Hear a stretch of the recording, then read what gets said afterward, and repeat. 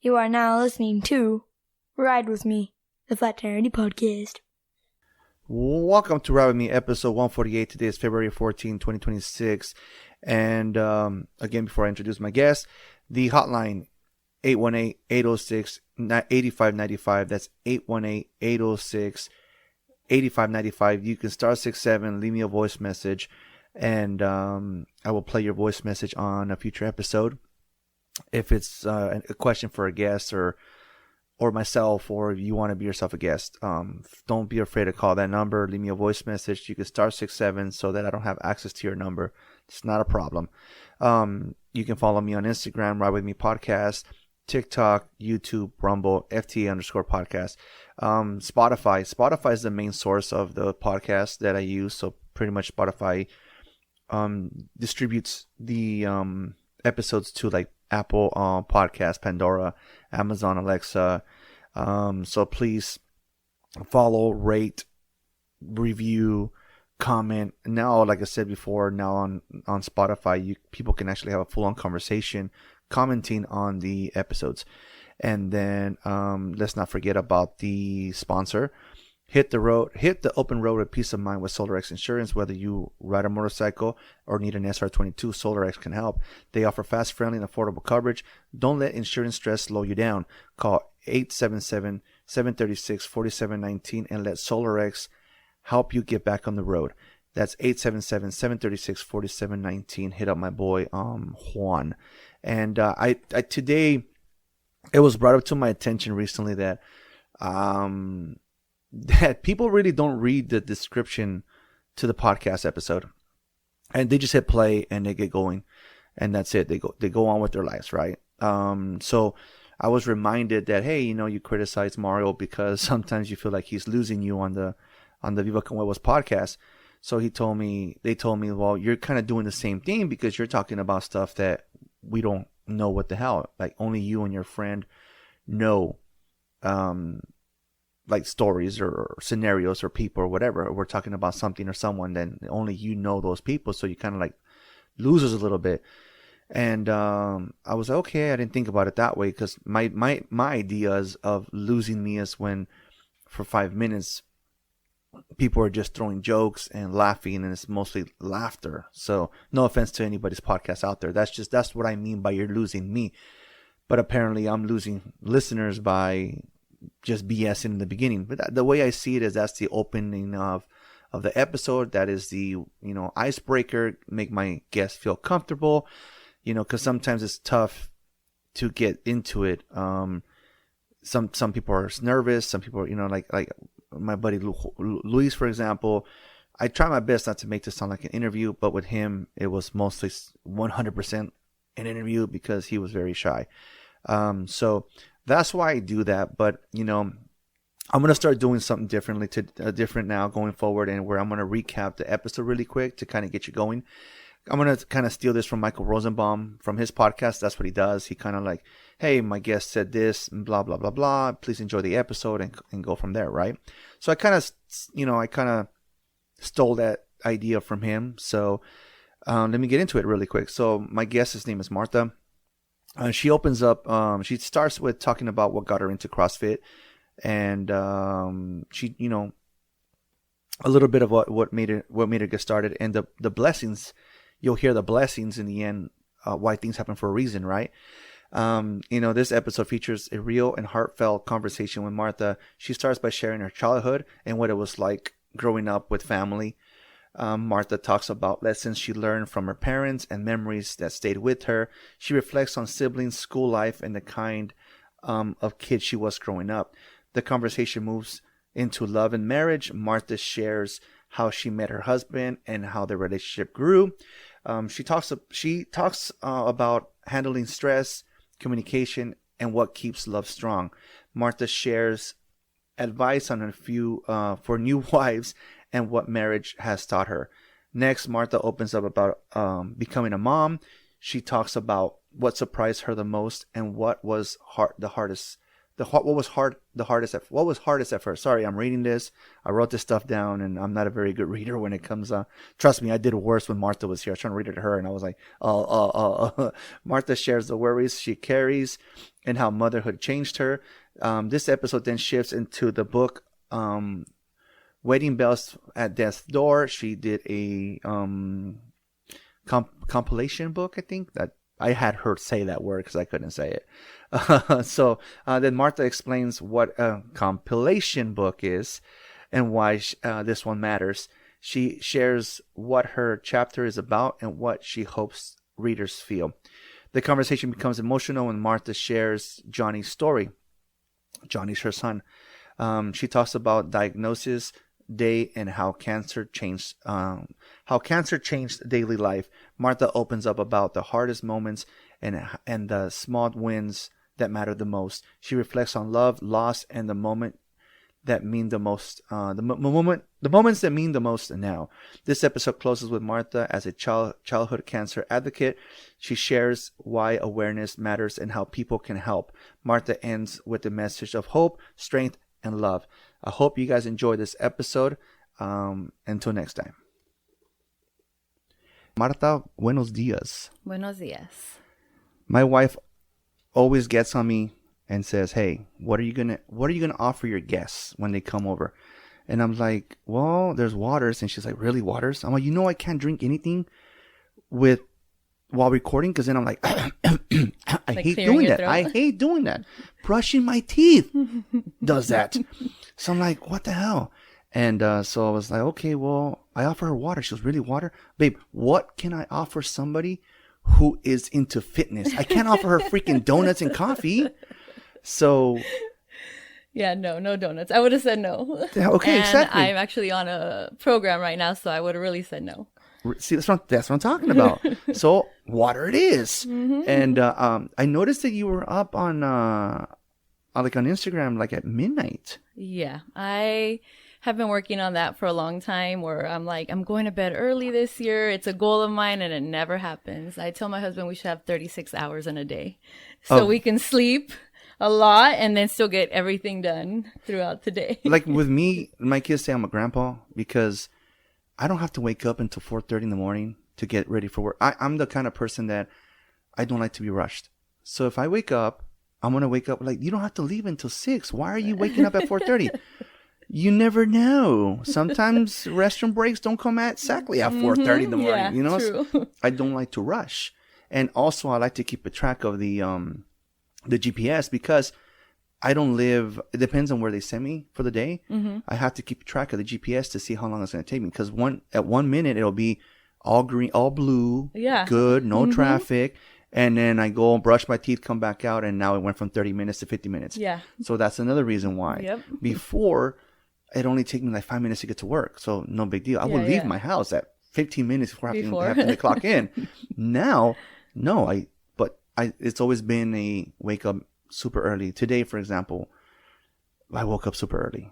I don't, like I said, when you wake up at 2 in the morning, 3 in the morning for the past 12 plus years. Oh, wow. Yeah. Your body's, so. Yeah, I'm just getting to rest at that time. So. But we're like night owls, like my brothers and I. We're like, not my older brother, not anymore, but yeah, we're like night owls. So that's what I was like, that's what I told you yesterday.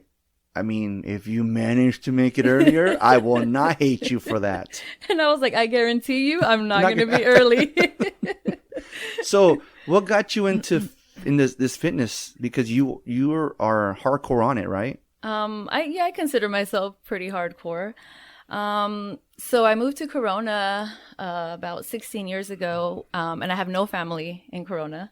So I moved out there and I had my 3 kids. They were little. My husband went to work. I had like the house, the kids, And one day I was just like, I felt really lost. Like it was like my only job was like the house and my kids. Like I'm just a mom. And then I decided like, I want to do something for myself. And I saw this ad that came in the mail, and it was like to run a half marathon, but to fundraise for leukemia. So I was like, okay. So I went to the meeting, whatever. I signed up and everything. And I came home and my husband was like, you signed up to do what? Like, you don't even run. Like, what? Like, and I was like, yeah, it's a goal. Like, I'm going to train for it. And he was like kind of grumpy at first. Like, you paid money to do this and you have to raise funds. And I was like, what an ass, right? So I was like, okay, I'm going to go tomorrow and I'll cancel and ask like for my money back. So then the next day I was like, you know what? No, fuck that. I was like, I'm still going to do it. And that explains why you didn't bring your husband.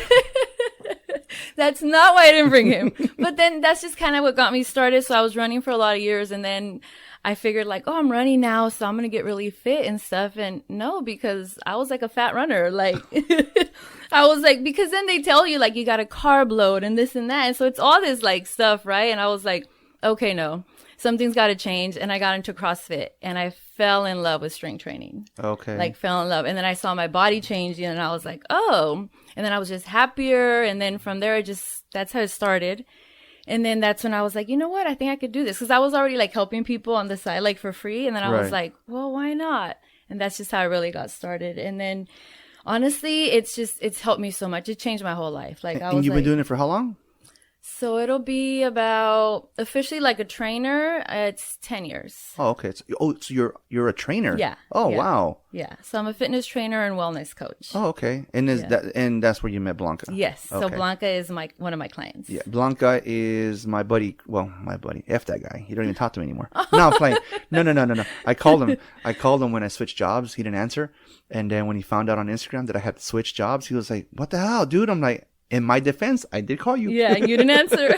So, Chris, I met him through my old job. He pretty much, when I moved out here, he took me under his wing and pretty much took me to meet like the accounting, the managers, the drivers and everything. Like he didn't even know me and he helped took you me out. under his wing. Yeah. And then we met his wife through like company picnics and everything. So Chris has been on the podcast and then Blanca's been on the podcast. So, they're great people. That's why this morning my wife's like, well, Chris and Blanca are great people. I'm like, this lady's not going to murder me in the back room there. Come on. She's not going to murder me in the podcast. Choke you. Yeah, right. Okay. Luna would take care of her. Yeah, right. Luna wouldn't even bark at her own shadow.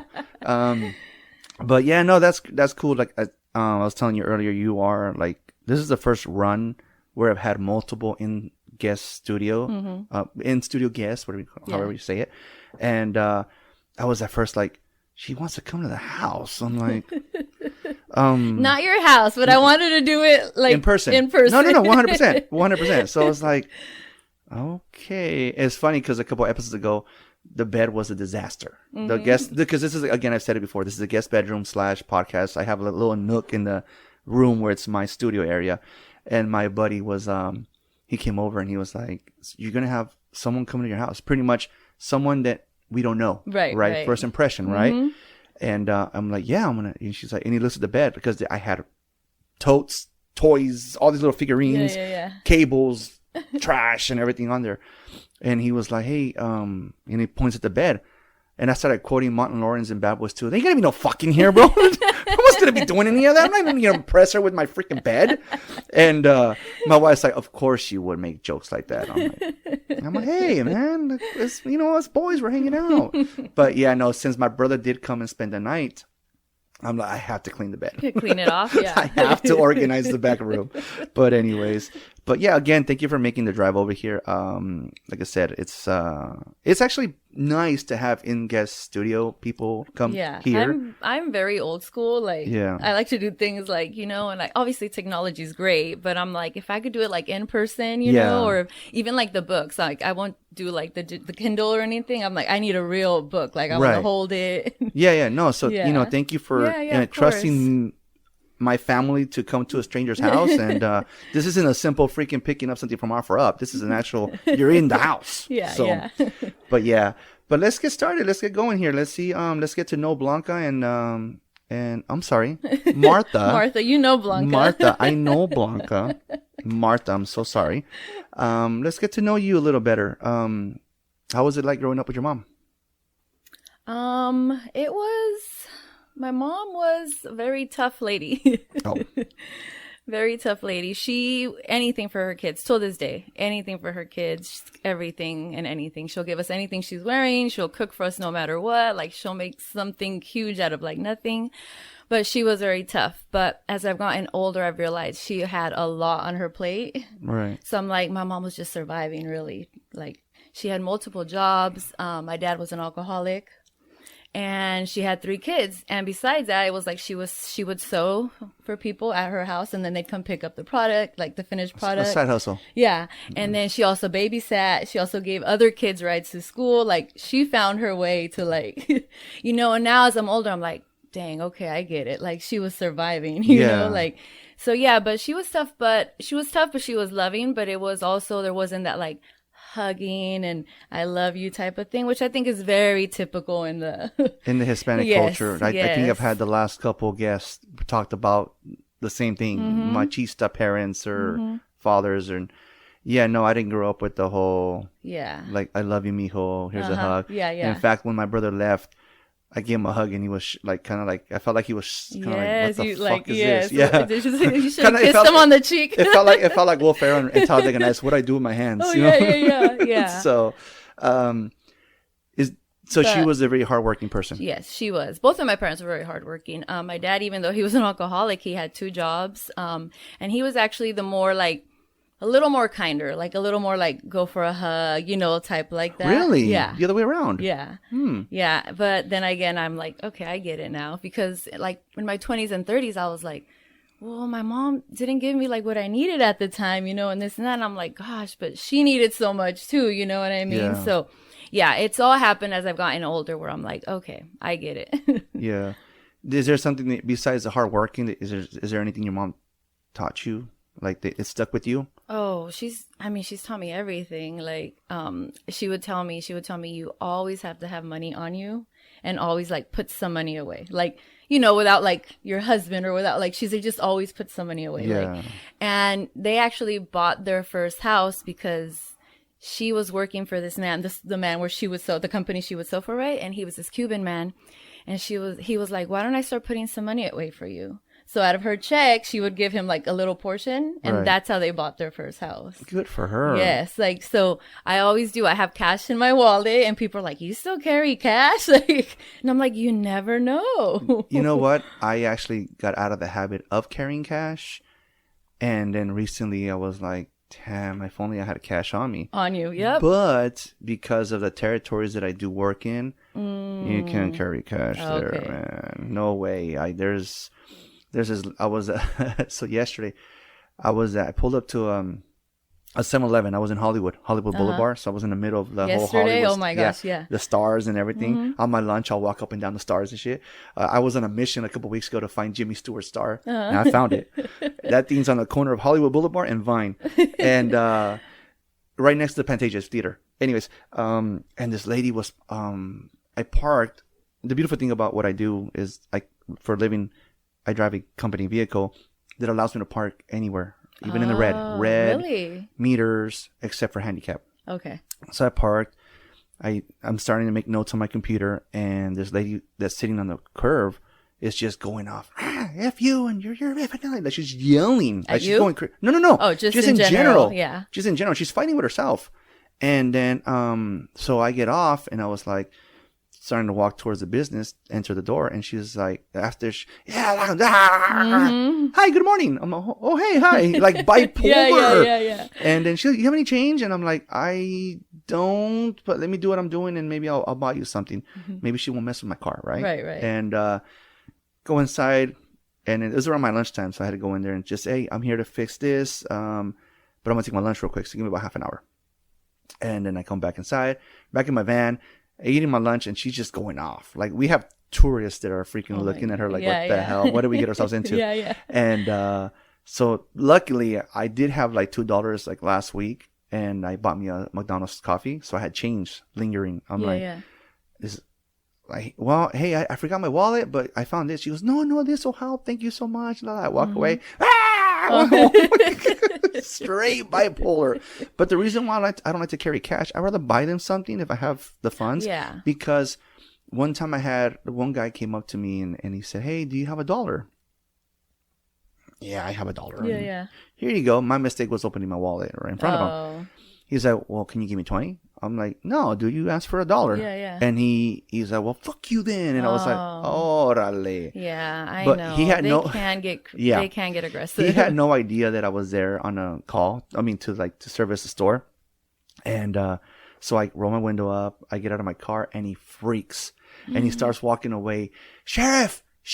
Oh my gosh. He's yelling for a sheriff. Like he thinks that I'm gonna go beat his beat ass. him. And sheriff! And I'm like, at this point I'm laughing. I walk inside the store, and the owner of the store is like, "What'd you do to Frank?" I'm like, "Damn, you guys know him by name." And he was yeah. So ever since then, that wasn't the only situation where they got crazy.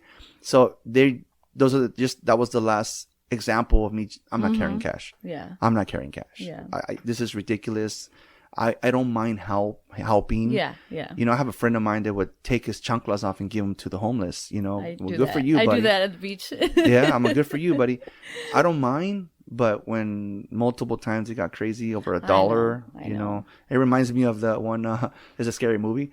Hey, you got $1, and then they give her food, and she throws it back at him. I said $1, bitch. Yeah, I know, it's crazy. So the boys were young, really young. My boys were young, and then I told my husband, like, hey, we're gonna go serve. Like, I don't remember if it was like Thanksgiving or it was around the holidays, right? So we went to LA. We signed up through this company, whatever, and we were feeding the homeless. So they would come down the line, whatever. And I believe my husband was like, and I was like, let's teach the boys something good, right? So I believe my husband was at the very end of the line where it was like, I think the desserts or something. So then there's this like kind of like ex-cholo guy, whatever, right? And he comes up and he gets to that. And then I don't know, we're like, I think he asked for 2 of something. And my husband was like, hey, like there's a big line, whatever. And he just started going off. And he was like, you think you're better than me and this and getting loud. And my husband's like trying to keep his cool, but he wants to like beat his ass, whatever. And I'm just like, oh my God. So now the boys are like traumatized and they're like, we don't ever want to go do that again. Yeah, wrong place, Dad. Yeah. That's crazy. I was like, oh. Yeah, it happens. They get aggressive. It's crazy. It happens. But it is what it is, right? We can't change it. Nope. So, but let's get back to your mom. Back on track. Is there a favorite memory of just like you and her?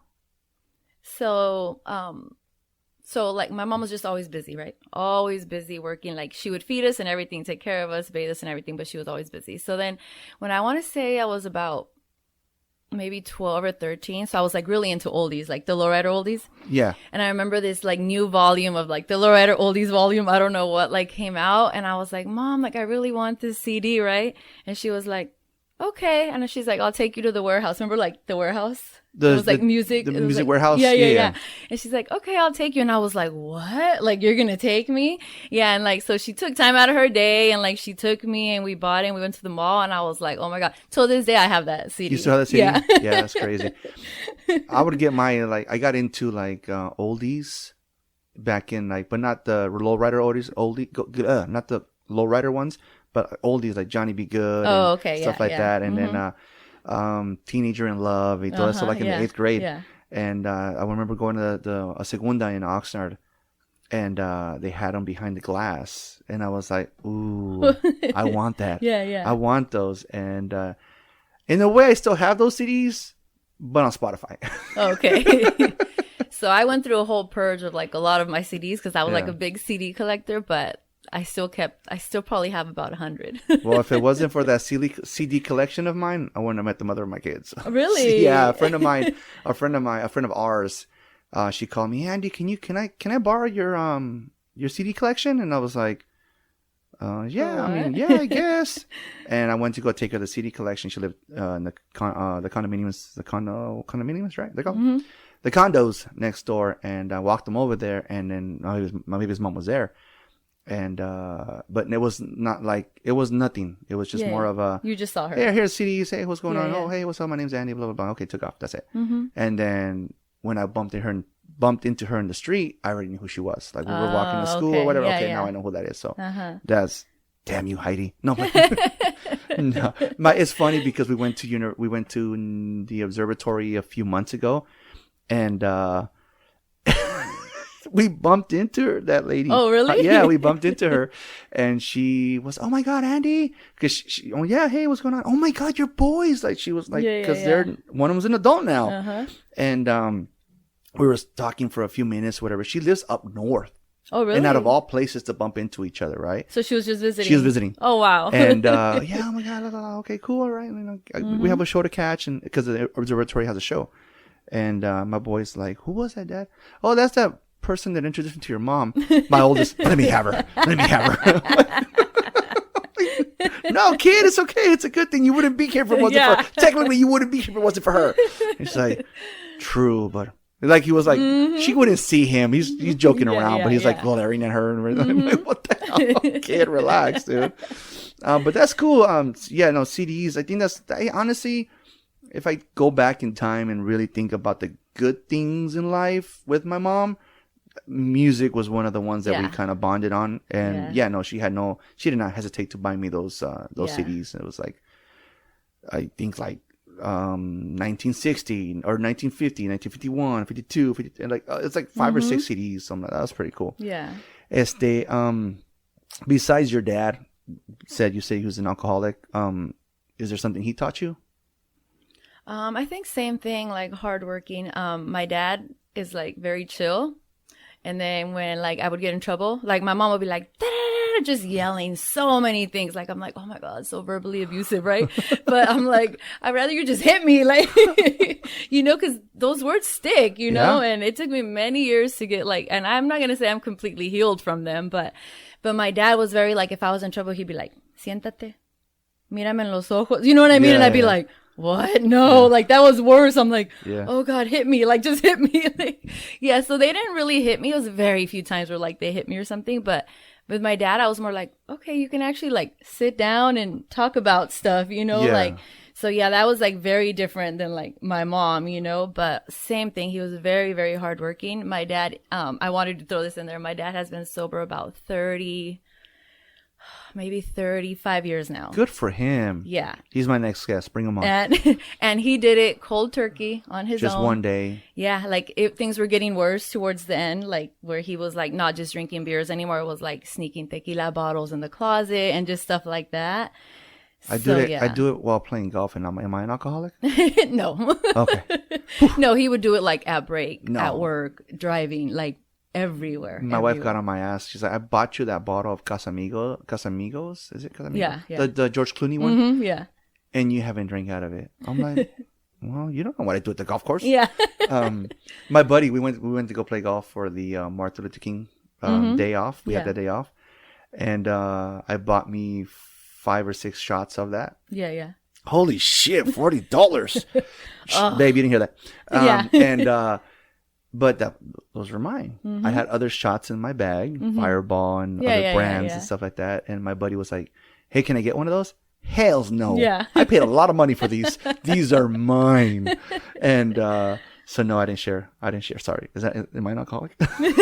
You're not. Okay. I know alcoholics. Yeah, I did not share my Casamigos. I'm like, you can have Fireball.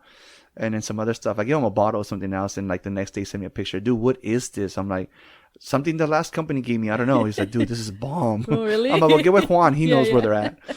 Yeah. But that's good for him. 30 years sober. 30 plus years. I want to say about 35. Yeah. That's so awesome. so that was like, that taught me like when you really want to do something, you can do it. Yeah. And I think back now, and he'd invite me like, because on his own, he went to find like AA.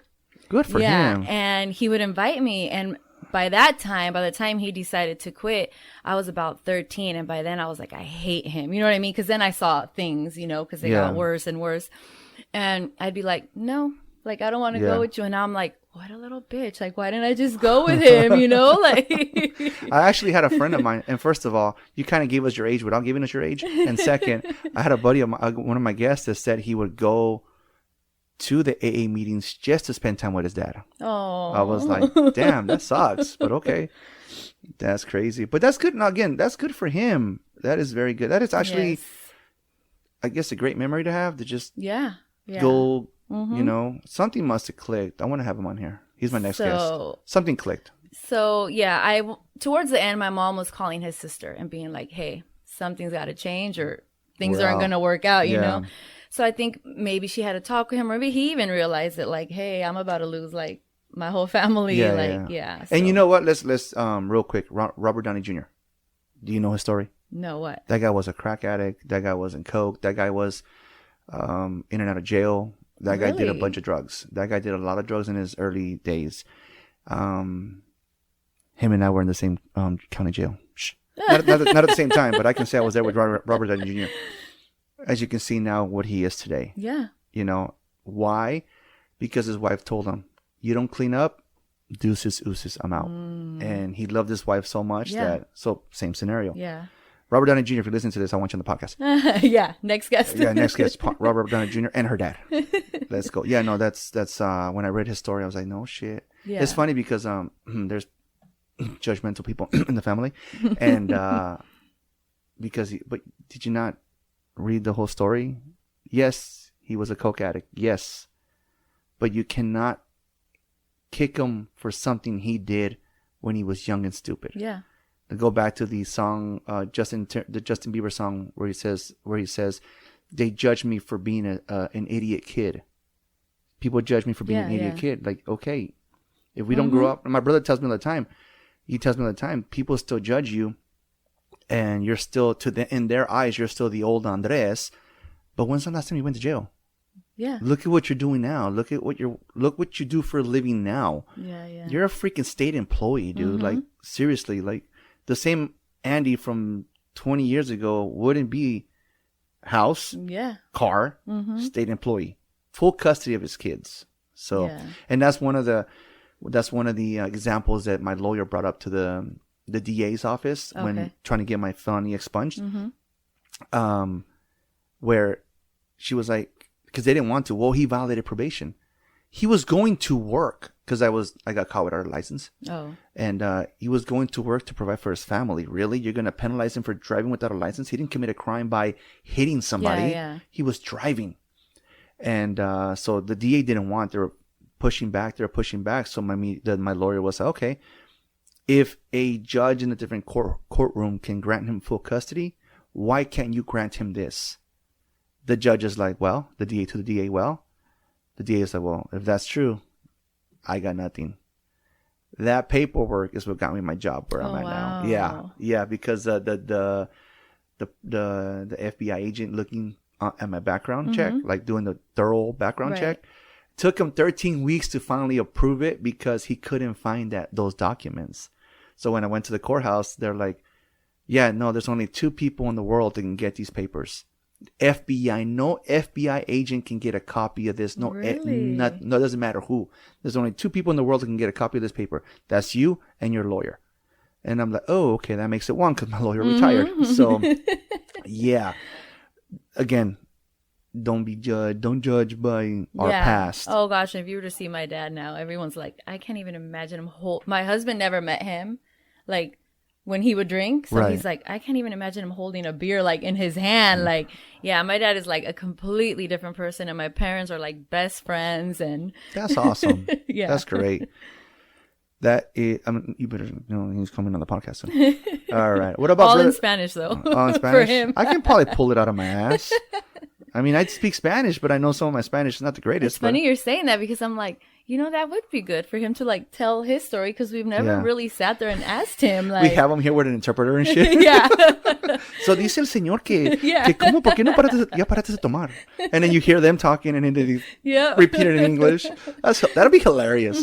Anyways, what about siblings? You got any siblings, brothers, sisters? I do. I have 2 brothers. That's it? That's it. I have an older brother and then a younger brother. Okay, and you're in the middle. I'm in the middle.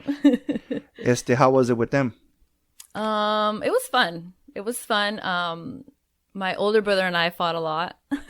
And it was usually fighting over like the dumbest little things, like food in the fridge or something. And then we also fought a lot because me and my younger brother were really close because we're 3 years apart. And then me and my older brother are 5 years apart. Okay. So then they have a bigger gap. And so my younger brother and me were like really, really close. We were like best friends. So if I were to go sleep over like at my cousin's house, I'd be like, well, I'm taking Junior with me. You know what I mean? Like he was like my comfort. Yeah. So then when my brother really wanted to piss me off, my older brother, he would be like, Junior, let's do this. Here, I have this. Like, so he'd take them like away from me. Like, yeah. And I'm like, what? So that was like bloody murder for me, I'd be like, no, like you can't take him away from me. So I take it your brother's what you guys fought for the most. Yeah. And he was like, he didn't really want to. He was just messing with me. Like, yeah. That's why I tell my boys, because they're 16 months apart. So oh wow, they could be twins pretty much. And everybody when they were infants, everybody thought they were twins. Yeah, yeah. And I know they're about 16 months apart, and they fight for the stupidest things. So how old are they now? God, we're looking at 17. He just turned 17 a couple weeks ago, and the oldest is going to be 19 in August. But they fight for the stupidest things. Still but, now? But till now, yes. And it's like they know where to poke, what to say to poke the bear and stuff like that. And but in public, I'm like, where the fuck are these kids at home? Are you fucking serious? Like, they're like the best of friends. And so I kind of, in a way, I'm kind of grateful that whatever happened in life with the mother of my kids and myself, that they are the age gap that they are, because they're like the best of friends. I keep telling them, I'm gonna buy you guys boxing gloves, and you guys could go throw chingazos up. Yeah, Duke it out, man. But yeah, they argue about the stupidest things. Like my I guess my youngest left his pair of pants on the floor because we have a little laundry room area, and we have a little nook that has 3 baskets inside and a door. Oh, okay. And one of them's darks, whites, colors, right? So my youngest left his pants on the floor, and my wife's like, he's telling the oldest, because the oldest he wasn't able to register to classes in winter, so he's already has classes for summer, and so he's at home. He's helping a lot, and he's like, he refused to pick up those pants. They're not my pants. To just put them in the back. They're literally, you're not even gonna burn calories doing that. He's like, no, they're not my pants. So my wife got on my ass. She was like, when you leave your clothes on the floor, now he's doing it. I'm like, well, what I do is, because I only have like 2 work shirts, I leave them there because while I'm getting ready for work, I throw them on express load real quick and in the dryer, so they're fresh out of the washing machine, fresh out of the dryer. They're not wrinkled or anything like that. She goes, well, you need to pick a new system because now your youngest is doing it. And I'm like, yes, babe. Okay, so I went to go pick up my son. Please don't leave your clothes on. Hey, did you get in trouble, Dad? Yes. You got in trouble, My huh? boys fought a lot when they were younger, and then they turned to teenagers, and they were like best friends. And I'm like, oh my gosh, yes. Finally. My prayers. I would Yeah. ask every parent that had 2 boys. I'm like, do your boys fight a lot? Do your boys fight a lot? So yeah. What made you guys laugh together? With my siblings? Yeah. It was just always, so it was like a lot of dumb things. So we'd be at the dinner table and they'd be like, my parents would be like, stop laughing, stop messing around. That was like, why was that always like funnier? Like, so now we're like holding in our lap, looking at each other. So it was stuff like that. We like to watch a lot of TV shows. Like till this day, if we see like little clips on like Instagram, we start dying. Like, what was it? Three's Company? Yeah, with Jack Tripper. Like, is that where he pretends to be gay? Yeah, to live with the 2 girls. Yeah. Yeah. Oh my God, that's like our favorite. Yeah. Like we used to die with that show. So it was like things like that. No, these kids sometimes are like laughing so much, whatever, and I start quoting Who Framed Roger Rabbit? All that laughing, you're gonna die with all that laughing.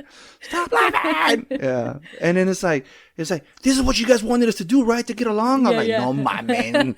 Guy, por favor. Well, that's cool. What was school like for you growing up? Around what age? It doesn't matter. Elementary. So elementary, we were like the LAX area, and then we moved to Londo, which at the time, it's the South Bay area. So at the time, it was like pretty much all white people there. So that was like a big change for me. We moved there in 3rd grade. So it was probably like 4 Latinos out of all of us in the whole school. Yeah. So, but that was like all fun. And then I got to like junior high and then kind of like little, the jealousy and stuff. And it was like 8th grade to like 10th grade. It was like a lot of bullying and I have no idea why. Like, I didn't do anything, but it was like, oh, who do you think you are? And this and that. And it was just like, I think it was just jealousy. I don't know. Like, no mames. Yeah. So it was like, I remember me and my cousin would be like, cause she went to school with me and we'd be like, we're going to take karate lessons and we're going to learn. So like, if something goes down, we can beat them up, whatever. Like it never happened, but yeah, I don't know. And I wasn't good at school. It was just like, just something I had to do because I had to do it. It's funny you said you were like only like four Latinos in that class. a couple of weeks ago when the protests were going on, the protests were going on, the ICE protests. I told my son, you are not to walk out of class. You're not walking out of class. So when I picked him up, I'm like, take it you didn't walk out of class. He goes, nah, there was only like 4 of us in class the rest of the day. I'm like, why are you gonna go? Like one of my coworkers says, those are fake haters. They're fake mad. They're just protesting to go with the crowd. To just go with the crowd. Yeah. Yep. So yeah. I was in Burbank because I started off because I didn't want LA because when they have a tendency of blocking the freeways, they like to block off the 101. Yeah. So I was like, damn, I'm in Chatsworth. I live in La Puente. I want to avoid the 210 freeway because traffic is horrible. Mm-hmm. But I also want to avoid the 101 because if they start riding on the freeway, I'm going to be stuck there for who knows how long. So I started my day at 7 in the morning in Chatsworth, then went to Glendale, worked my way back to Burbank, then into Hollywood where that lady was yelling. Yeah. Then into like Koreatown. By then I'm already past the 101. Yeah. And then I end my day in Crenshaw. Oh, wow. So I can take the 60 freeway, right? To avoid all that. My drive home was the normal hour like it always is. Yeah. And so I didn't hit that traffic. One of my buddies, Ivan, he sent me a link to somebody on TikTok live showing the protest. And I sent him a picture because I was streaming it on the TV. The same live he sent me, I was watching it on the TV. Okay. And I was like, what are you watching? I'm like, I want them to block the 101, damn it. or I would have been home a lot sooner. Yep. And he did say my dad took him what normally takes him, I guess, 30 minutes, took him 2 hours just to get out of downtown LA. Yeah. So I was like, damn, no mummies. Yeah, that's a lot. But yeah, this the four Latino students in the whole class. Yeah, but then by the time I get to junior high, and it was like, a mixed variety. Like there was everything. And then I went to my high school, and it was literally like all blacks, half Latinos. Yeah. And I was like, whoa. I've always got confused for a white boy, and there's a couple of times where these two students were like talking smack about me in Spanish, and I'm like, yo, bro. Come on, yo entiendo. I played it off, right? Yo entiendo. And they're like, what the fuck? What do you entiende? ¿Quieres que le parta la madre, güey, o qué? And then, oh, shit. Yep. And then the lady in the cafeteria, ¿qué pasó, Andres? These pendejos think I don't speak Spanish, and they're insulting me and shit like that. She's like, do what you got to do, but not on school grounds. So Yeah. because she was Latina too, so she got offended. Yeah, same thing, especially in high school. Yeah. If my black friends would hear me speak Spanish, they're like, wait. Yeah. You're not white? And I'm like, no. Yeah. I'm like in the territory that I'm in, like I said, I help the team. I'm what they call the floater. So whenever they're on vacation, sick, or just need my help. So like I said, the day of the protest, I was just delivering things to their stores, or installing something or whatever. And I go to multiple territories and people think that I'm white. I have my badge kind of like on an FBI type. Okay. I was in Crenshaw. The guy's like, if you weren't with this guy, I assume you're FBI, bro. Don't ever come in with that badge again. I'm like, oh, well, you know me now, right? Yeah. And then, so I went to one store and these two Latinos were in there and I'm like, hey, I'm helping out so-and-so. I'm here to see if any credits, any pickups, or any returns, any product you need, blah, blah, blah. They're like, no, they were kind of standoffish, right? They were standoffish. And then my brother-in-law calls me, Ricky, Officer Ricky, and you owe me 2 episodes, fucker. And he calls me, and I answer it. Normally, I don't carry my personal phone with me, but I answer it. I'm like, hey, let me call you back, pinche jura. And he said, okay, and I hang up. And they both looked at me like, what? Oh, you're Mexican, bro. I'm like, what gave it away? Pinche and jura. That's my son, my older son. Yeah, I'm a bro. Everybody I'm fucking Miklo, white. Bro. I'm Miklo, bro. You know, from el barrio, you know. As soon as my son speaks Spanish, they're like, oh, okay, hey. He's cool. Yeah. No, yeah, it's Spanish. It's a trip. And that's the one thing. And I've caught myself a lot lately. Like I said, my relationship with my mother wasn't the greatest. And lately I've been catching myself thanking her. Oh, yeah, that's the one thing my mom did right. She taught me Spanish. She made sure that I was, that she understood that English I would learn at school. Yeah. And she had me in Spanish classes. And so I can't read and write Spanish and English, either or, but I can understand it. And they told me that a long time ago. It's like, your Spanish will open doors. Went to Mexico. Yeah. I got what they were saying. What was your favorite subject in school? Probably language arts, like English. Yeah, English is weird though. So, English so is my weird. husband's always like, "Who the hell likes English?" Like, you know. But I'm like, I think it was just because I like writing. Yeah, like to get I like to express something. to get prepped on here. I always have to say like yes, I do use ChatGPT for questions like to help me out, and I always say give me 6th grade level questions because when at first I was like, motherfucker, I can't read these. What the fuck? What is this? The fuck does that mean? And it doesn't mean that I was good at it. Yeah. It just, it was my favorite. Yeah. Like, and I was kind of the same. Like, I'm like, I wasn't good at English. I wasn't good at Spanish. Like, I taught myself how to read and write Yeah. Spanish. So My son, the 17-year-old, his favorite subject is history. oh, wow. That was my worst subject. Yeah. He can remember things like, what the hell? Yeah, That's yeah. crazy. I think if you can remember it, it makes it easier. But it is Exactly. interesting, right? It's an interesting He'll subject. come home every day with a new story. Did you know Yeah. this? Did you know that? Did you know this? Did And you know you're that? like, I'm no. like, well, I do now. Maybe at you one know? point. It's funny because when he was a kid, I guess when he was younger, maybe 10 years old, he came home and he was like, hey, so our teacher was having a conversation about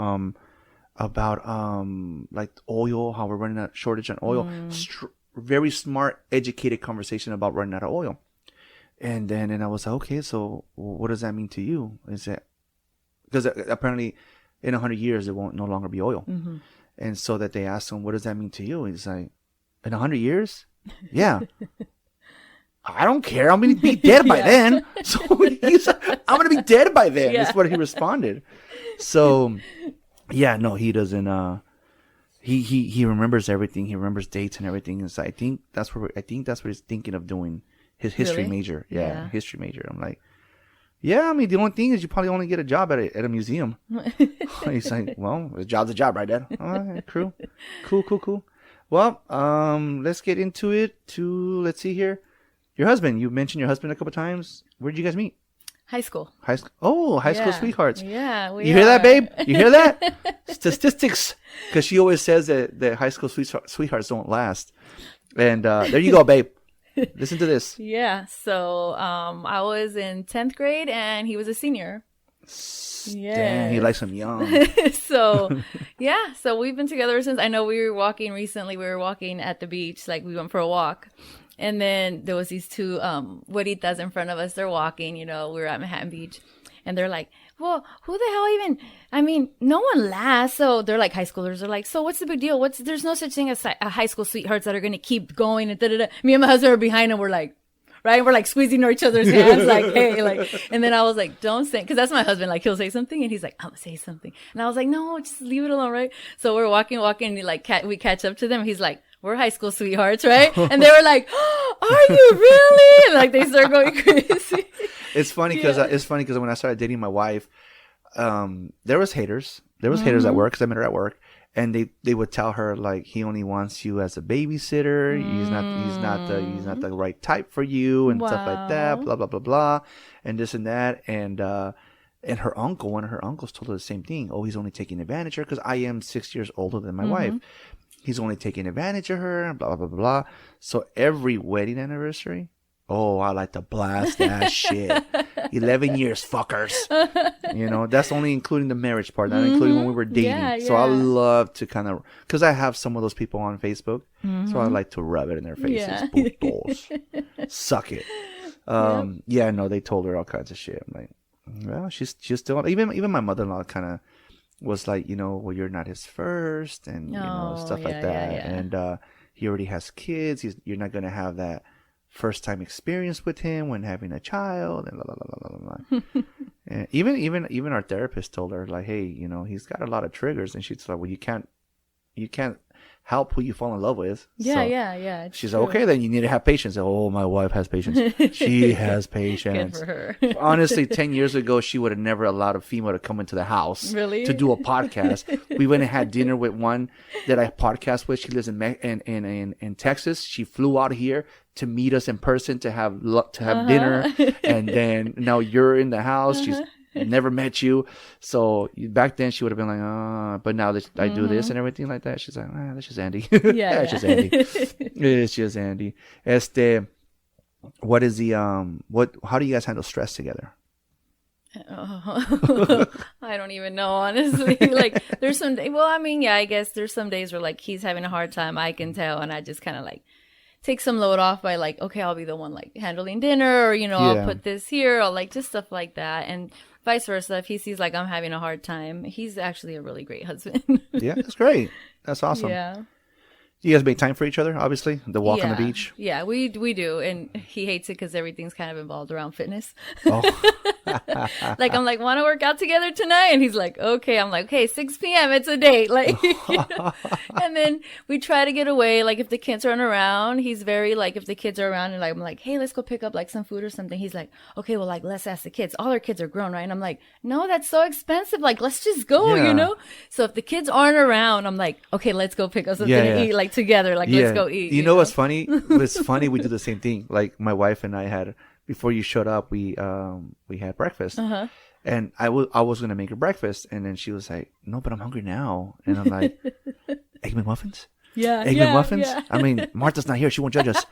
And I'm judging you now, right? And then pretty much when we were done eating, she goes, "Go through the trash away." Yeah. Literally, we're like, okay, don't take the evidence inside. Like we're like, the cups you take them back home, and I'm like, throw them away. My youngest came out into the living room, and I'm like, "Oh, you guys have McDonald's on? What are you talking about? Those cups?" Those coffee cups, they're already here, bro. They've been here, yeah. They've been here. Yeah. You know what? But I was 100% against doing stuff like that, like because of the way I was raised and stuff. That I would never like to, just eat myself and her. Like, well, what about the boys? So, but they like arroz con leche. So my plan was to make them arroz con leche. Yeah. So she's like, they're gonna eat arroz con leche anyways. I don't like arroz con leche. So yeah. So, but yeah, she's like, go through the bag away. So they still saw the coffee cups. We weren't like that before. He is still more like, oh, the kids. If we're out, he's even like, should we call the kids? I'm like, no. Why? We don't need to bring them food. Like, I'm the one that with time, I'm like, dude, I'm tired. No, and they're expensive. I'm like, 100%. What I spent $25 this morning would have been 50, 60 with all of us. No. Especially now. Yeah, no, it's crazy. So you guys have been married since high school. That's cool. What advice would you give like new wives? For sure, it's like communication. Yeah. 100%. I mean, I don't know if it's both ways, obviously, right? But I feel like for me, I'd be like, well, he didn't do this or he didn't, you know what I'm like?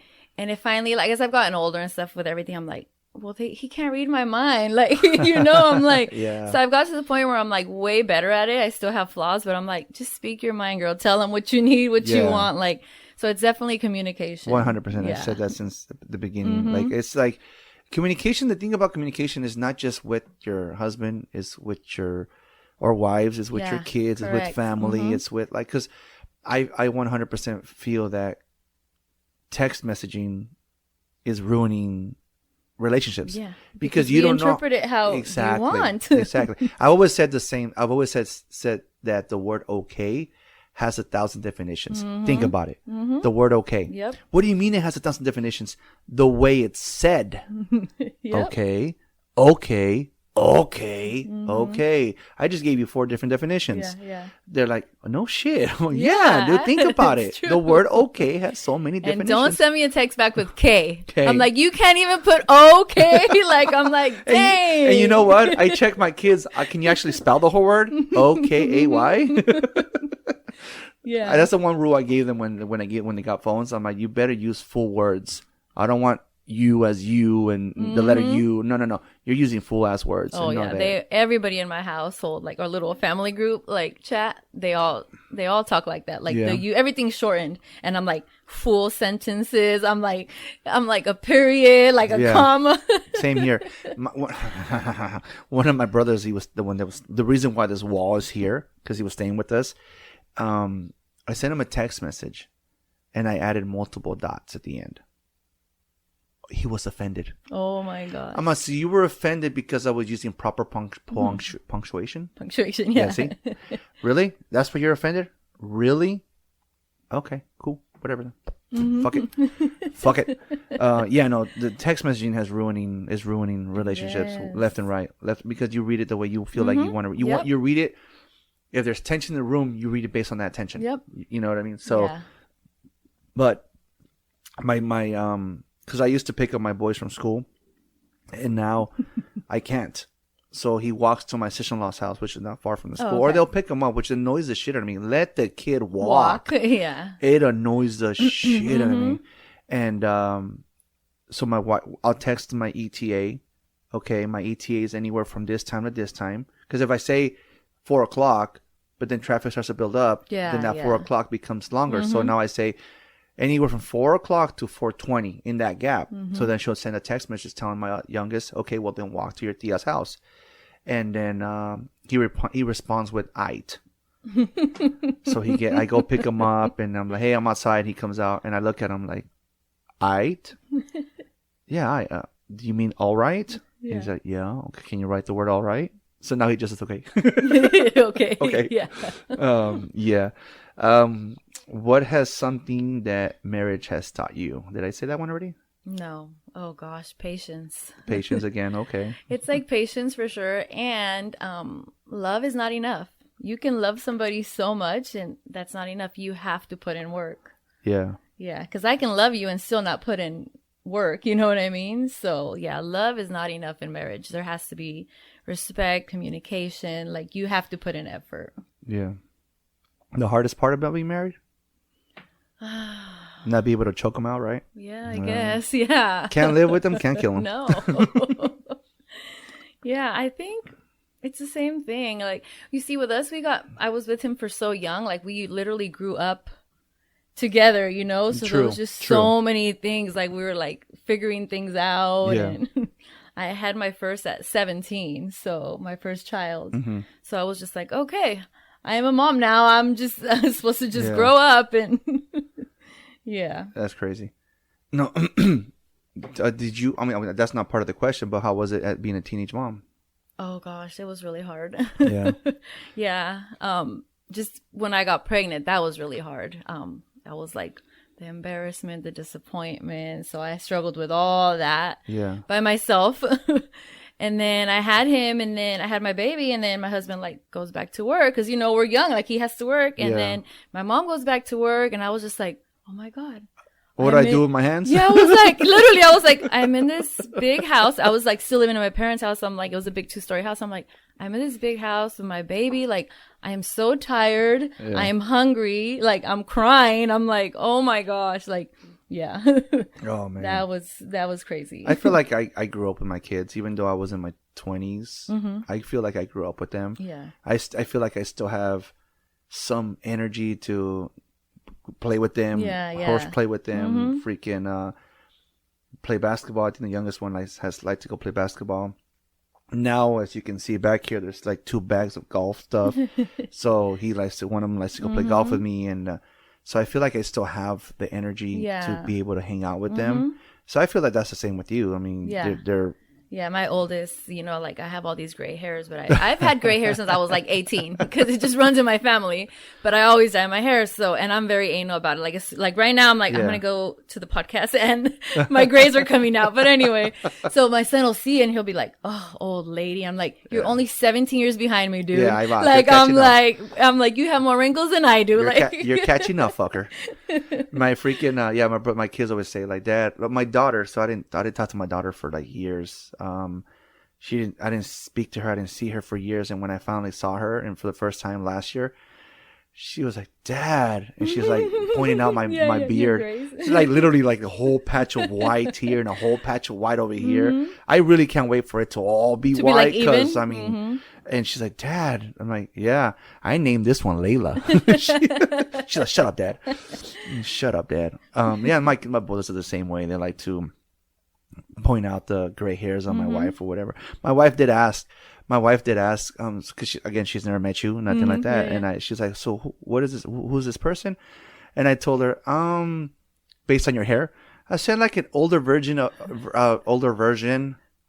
know what I mean? Of the is it Victoria from Twilight? The one. One of the mean vampires, and I showed her a picture. She's like, "I see what you mean, the hair." I see what you mean, the hair. I know. I offer her headset. I'm like, no, I might ruin your hair. Never mind. You don't have to wear the headset. I'm like, if I don't have to wear it, I'm not gonna wear it. Yeah, no. My wife sometimes she's like, "You've been wearing your headset for too long, right?" Because it's like little black things out around my ear and stuff. I'm like, yeah. So how many Real quick, how many kids do you have? So, 3. 3. Mm-hmm. And then you say you were 17 when you were first had a child. Mm-hmm. And then, I was 30 years old and I had all 3 of my kids already. By 30, you were done. Yeah. What surprised you the most about motherhood? Oh, God. It's like that unconditional love. That was very shocking. Because, when you're like mad at somebody. Yes. And you're just, but it's like, okay, but. Dude, we recently read that the reason why they can act a fool to you is because they understand unconditional love. They know that we love them no matter what. So they feel comfortable acting a fool. Acting up, yeah. I already told them as a punishment they're going to sleep back here. You saw how far the front door is to this room, right? Yeah. I won't go they're afraid of the dark still to this day. And I will make you go fucking sleep in that back room, fuckers. No, Dad, no. Act up or that back room's going to be your best friend. They're like, well, you do have a TV, a computer, and lights. And there's also a breaker box where I can turn everything off. And they're like, oh, shit. Okay, as you can see, Wi-Fi, this cable's Wi-Fi. And so I'm like, one button, I'll turn everything off. Oh, shit, Dad. And then what do you worry the most? Now or like just in general, kids? Yeah, so I think the most I worry about now is like losing one of my kids, like losing another child. It's always this worry, and I work really hard at not right. Worrying about that. And they go out, like last night they were all different areas. One's like in LA, and I know like the protests were going on. Right. And then one was up in Murrieta, and I'm just like, okay, it's gonna be okay. I have to get up early, like let me take a gummy and go to bed. Take a gummy and go to bed. Nice. I was just like, because I can't sit here worrying about it, and I don't, I don't stop them from going places or anything, but I do sit there and worry. And my husband's like, it'll be fine. Yeah, and that's the one thing. Like my boys, in fact, we were talking about that yesterday. They're comparing us to helicopter parents, and we're like, what do you mean helicopter parents? She's like, well, there's no way in hell that you would have allowed me a couple years ago to go to the beach with my friends and at that to jump on the bus and go all the way to the beach. Yeah, a couple years ago you would have been like 13, fucker. Yeah, no, of course not. You were 17. Yep. You were 18 when you jumped on the bus and went to the mall to the beach in Huntington Beach on your own. He went on the bus on his own. Mm-hmm. I'm like, you were, of course at 13, that's not going to happen. The other one too, we dropped him off at one of the high schools that he doesn't go to. And they had like a Dia de los Muertos event and stuff like that. So you guys are old enough. You guys are older now. Yeah. I don't see myself as a helicopter parent, even though my brother does think it's weird that I follow them on GPS, but that's just. Yeah. Well, I have my kids too. It's like, we didn't grow up with that. That's why. Yeah, so it's like, no, because sometimes I just glance at it and I'm like, oh, okay, they're all home. But that's about it. Or because my daughter does not live here, and she works at night, I like to be notified when she leaves her house, gets to work, leaves work, gets home. That way I'll wake up and all 4 notifications there. Okay, she's home. Yeah. That's it. Yeah. It's just like a comfort thing. It is. Exactly. It's good. Exactly. But let's see here. You also wrote I'm going to butcher this word. Say it for me, please. Compilation book. That. What is that book? So a compilation book is different authors, and we all had one chapter, and we all give a story. The book was called The Impact of One's Voice. So pretty much what it was is I told a story, they told a story. They're all stories of like how you can survive things and come out like, thriving at the end of it. Like you can get through things. So that book is it's good for anybody really. Like, you read somebody's story and you're like, hey, like, okay. They survived that. They could do it. Like I could too. Okay. So I got one chapter. And the name of that chapter was Wedding Bells at Death's Door? Yeah, Wedding Bells at Death's Door. Why does that sound like a song? Is that a lyric? Is that a song from somebody? Not that I know of. AC/DC or something? I made it up. It sounds like a freaking Did AC/DC I jack somebody? song. I think so. Let me Google this. You keep talking about your book while I look this up. So pretty much I wrote about my son's last month living, and I was planning his wedding and his funeral. Ouch. At the same time. Yeah. So that was what my chapter was about. And that explains the death door. Mm-hmm. I'm Googling because it sounds like an AC/DC song. I'm telling you. Oh my gosh. I'm telling you, you ripped them off. I don't really listen to AC/DC, so I really didn't mean to jack them if it is No, one. you didn't. No, you didn't. Oh, it's a storyline from death to doors wedding. There's a story with that kind of like similar title to your book. Not the same exact thing, but I thought I saw it. And then okay, stories connect. I guess you want to take a quick break. We've been at it at an hour, and then this is a part of the podcast where we start getting serious. Okay. And maybe we can give it a quick little break, and then we will be back. Okay. 1 second, guys. Need auto insurance or an SR22? Like now, SolarX Insurance gets you covered fast. No license, no problem. We speak your language, shop the best rates, and get you back on the road today. Call 877-736-4719. That's 877-736-4719. Visit slxinsurance.com or call now 877-736-4719. Quick, easy, done. SolarX Insurance. Drive with confidence. And we're back. That was a nice little break. Water break. Restroom break. That's the beautiful thing about having a restroom in this studio. It's amazing. And when she first got here, she was like, "Hey, is there a restroom in the back? Because I don't want to interrupt your family." Hey, and my wife doesn't feel so good. She had like a little cold. She's trying to get over it. And I'm like, yeah, no. That's why. Because at first I had all the podcast stuff in the main garage, and when somebody came to use the restroom, I didn't know the toilet was messed up. So he flushed the toilet and washed his hands, walked out, went back. A week later, I noticed that the toilet was running the entire time. You know how much that water bill was? Oh, yeah. $300. Yes. The water bill was $300. And it cut off into the new month's cycle. So 2 months in a row was the $300 water bill. Yeah. So this helps. And so, what's funny? Because, like I said, this room's been sitting here for so long that there was a little corrosion in between, like the little stopper. Oh, yeah. That it wouldn't close. It wouldn't close. So all I did was go kind of, scrape it up and clean it up and everything like that. But yeah, no, this is much better right now. I can hear the toilet did flush and it did stop, and I will not spend $300 on a water bill. And but yeah, but back to my guest, back to you. This is a part of the podcast where we get a little sentimental. Okay. I'm sorry I'm going to put you through this, but this is your idea. Yeah. This is technically your idea. Yeah. I'm going to put you through this. Actually. Oh, you're going to put me through this. Yeah. I love that you brought a photo of your son. Yes. And she put it right here. I allowed her to put it right behind my monitor, my laptop, so she can see it. So she is technically speaking from the heart. And her son is right here with her.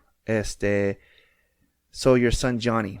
Yes. He actually, obviously, he passed away of, I believe, cancer, right? Mm-hmm. What, when Wait, what did you say? What cancer? Cancer. I just said cancer. Oh, okay. It's cancer, right? Yeah. I didn't specify which cancer. Okay. When did you first feel something was wrong? So he was 16. He was 16 years old. And he was like, "Oh, Mom, I found a little bump on my hand, on his right hand, like the outside of his hand." Okay. And I was just like, "Oh, okay." Like I was like a little cyst or something. I thought like nothing of it, like at all. And I know, now you're checking. Yeah, now in my family, I'm like, we don't mess with little bumps. I'm like, as soon as we see one, we're like, And so we thought nothing about it. And then, you go about your day and you forget about it, and he's going to high school, he has his friends, whatever. And then one day I don't know if it was like a few weeks later, he was like, "Hey, that little bump is growing." And I was like, "Oh," I'm like, "Let's see." And it was like a lot bigger than when he first showed me. So I was like, okay, yeah, like we should see the doctor, right? And I'm still thinking nothing, I'm like, but we should see the doctor either way, it's a growth. So I'm like, okay. So at that time we were in between insurances. We were going to go from HMO to PPO, so we didn't have like a set doctor yet. We didn't have like anything like that. And then I try to do a lot of things holistically. So to find a doctor that works with me also holistically is always hard because, and I don't vaccinate my kids. So he was vaccinated, but like my youngest isn't. So I was trying to find like a family doctor that would be like okay with both worlds, you know, like Right. Western medicine and that. So it was taking a little longer.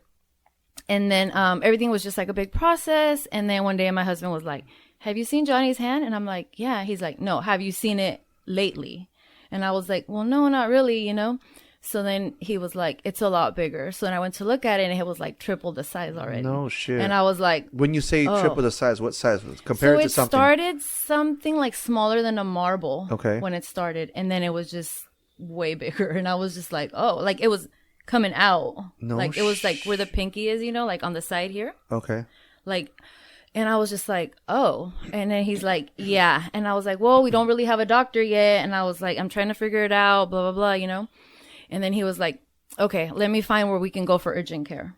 So he took him and I was like, okay, like I can't go. Like I was doing something with my daughter and he's like, okay, I'll take him.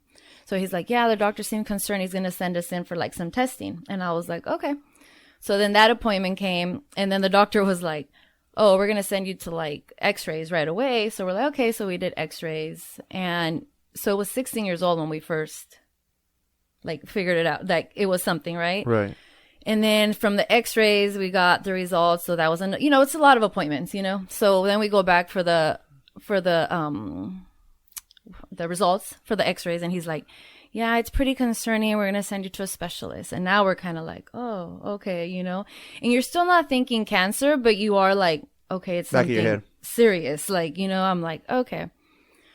So then from that, they send us to the specialist and then they were like, okay, we're going to do a biopsy. So that was like a mild little, like small surgery, right? And so we went in for the surgery for the biopsy. And that day we came out and I had told my family, so a lot of my families are at the hospital. By now we're like obviously nervous. So we're like, okay, a biopsy, like, you know, and that day when the surgeon came out, she came out and she called me and my husband like in this hallway and all our family was like in the waiting room.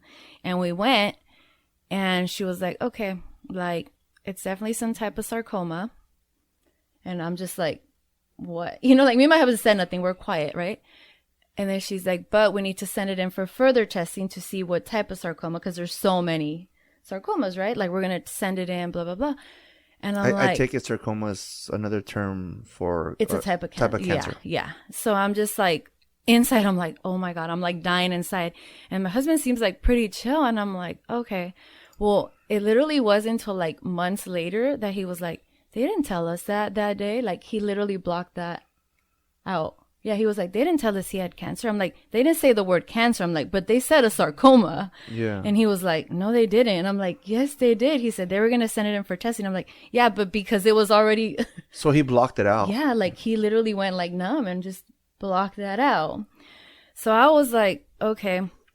So then that day my son wakes up from the, you know, he went under and everything. So like he wakes up from that, whatever. So by now I'm like, I'm crying and like in the elevator, like telling my older brother and he's like, what? And we're just like, so, and then my husband come down pushing my son in the wheelchair from the elevator open. So we're all like, act normal, you know what I mean? Like yeah. Keep it cool. Like he doesn't know yet. Like we're just like, so it wasn't like this clear thing like that day where like, oh, he has a you know, it was just like all kind of weird. We all were kind of quiet, but like I was crying and my son woke up from anesthesia. And I don't know if you ever had like a surgery, you kind of wake up like kind of sentimental and stuff. So he was already kind of crying. And I think cause like the family was there, you know, so he was like that. And that was like the beginning.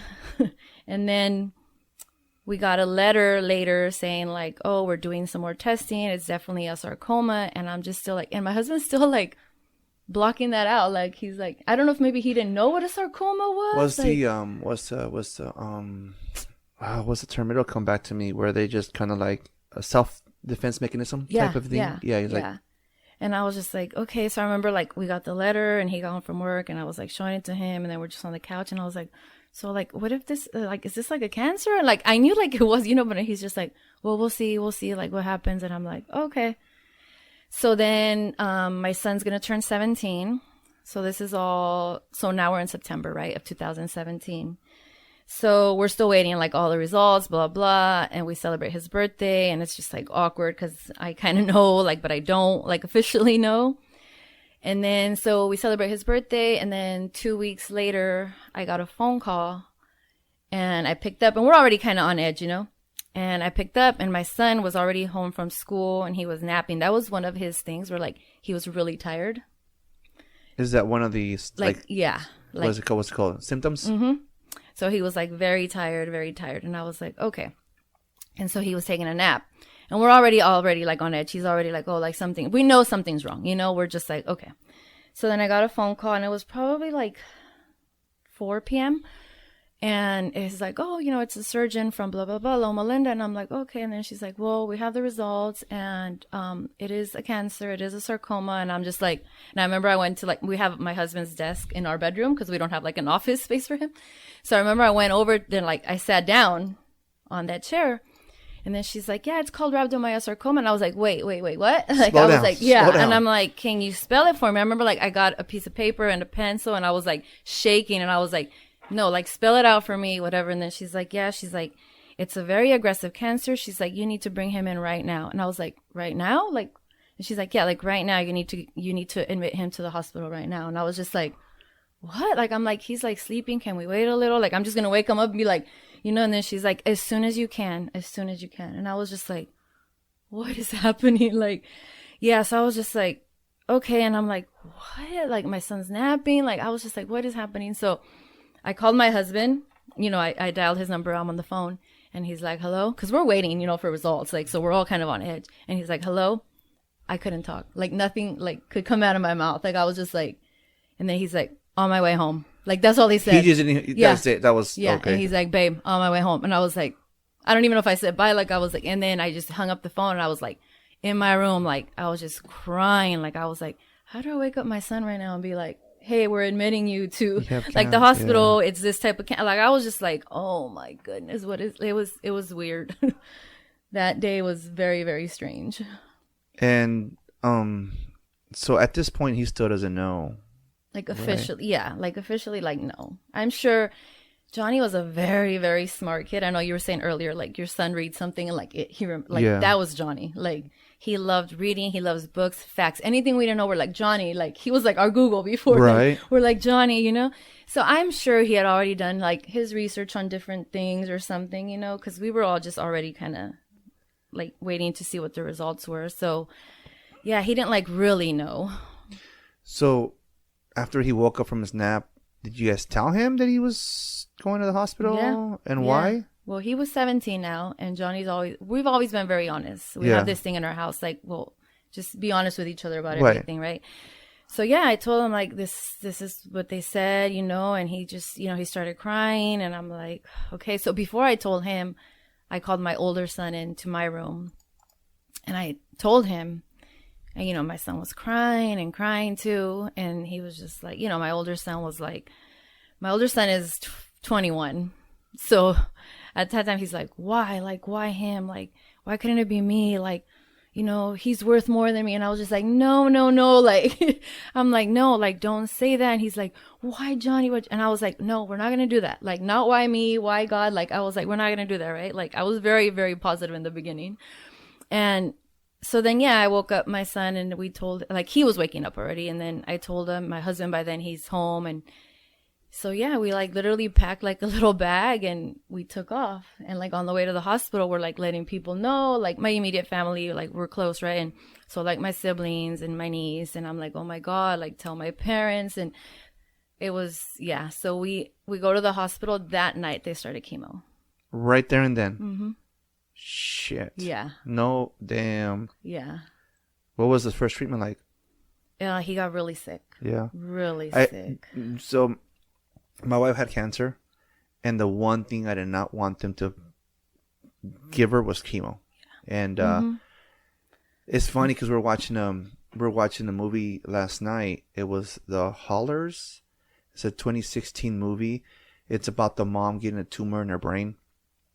And it has a bunch of actors. Anna Kendrick, the dad from the Step Brothers, the guy from The Office. He made the movies White. The one where they're supposed to be quiet. Quiet Place. Oh, And then the funny guy from District 9. So anyway, a bunch of actors in that movie. And the lady has they have to put her through, the treatment or whatever. And my wife was like, the lady had all her family there. And that's the one thing my wife reminded me. She's like, I was by myself. I was by myself because they made me wait in the lobby. Really? And so we had to get to it. Like, I know you're gonna hate this surgery, but it has to get done. I'm sorry, it has to get done. And so she always wanted her own. My boys are her kids, but she never got to experience motherhood, like giving birth, and which is something that she's always wanted her whole life. Right. And now you're taking away her only part that can make her a mom.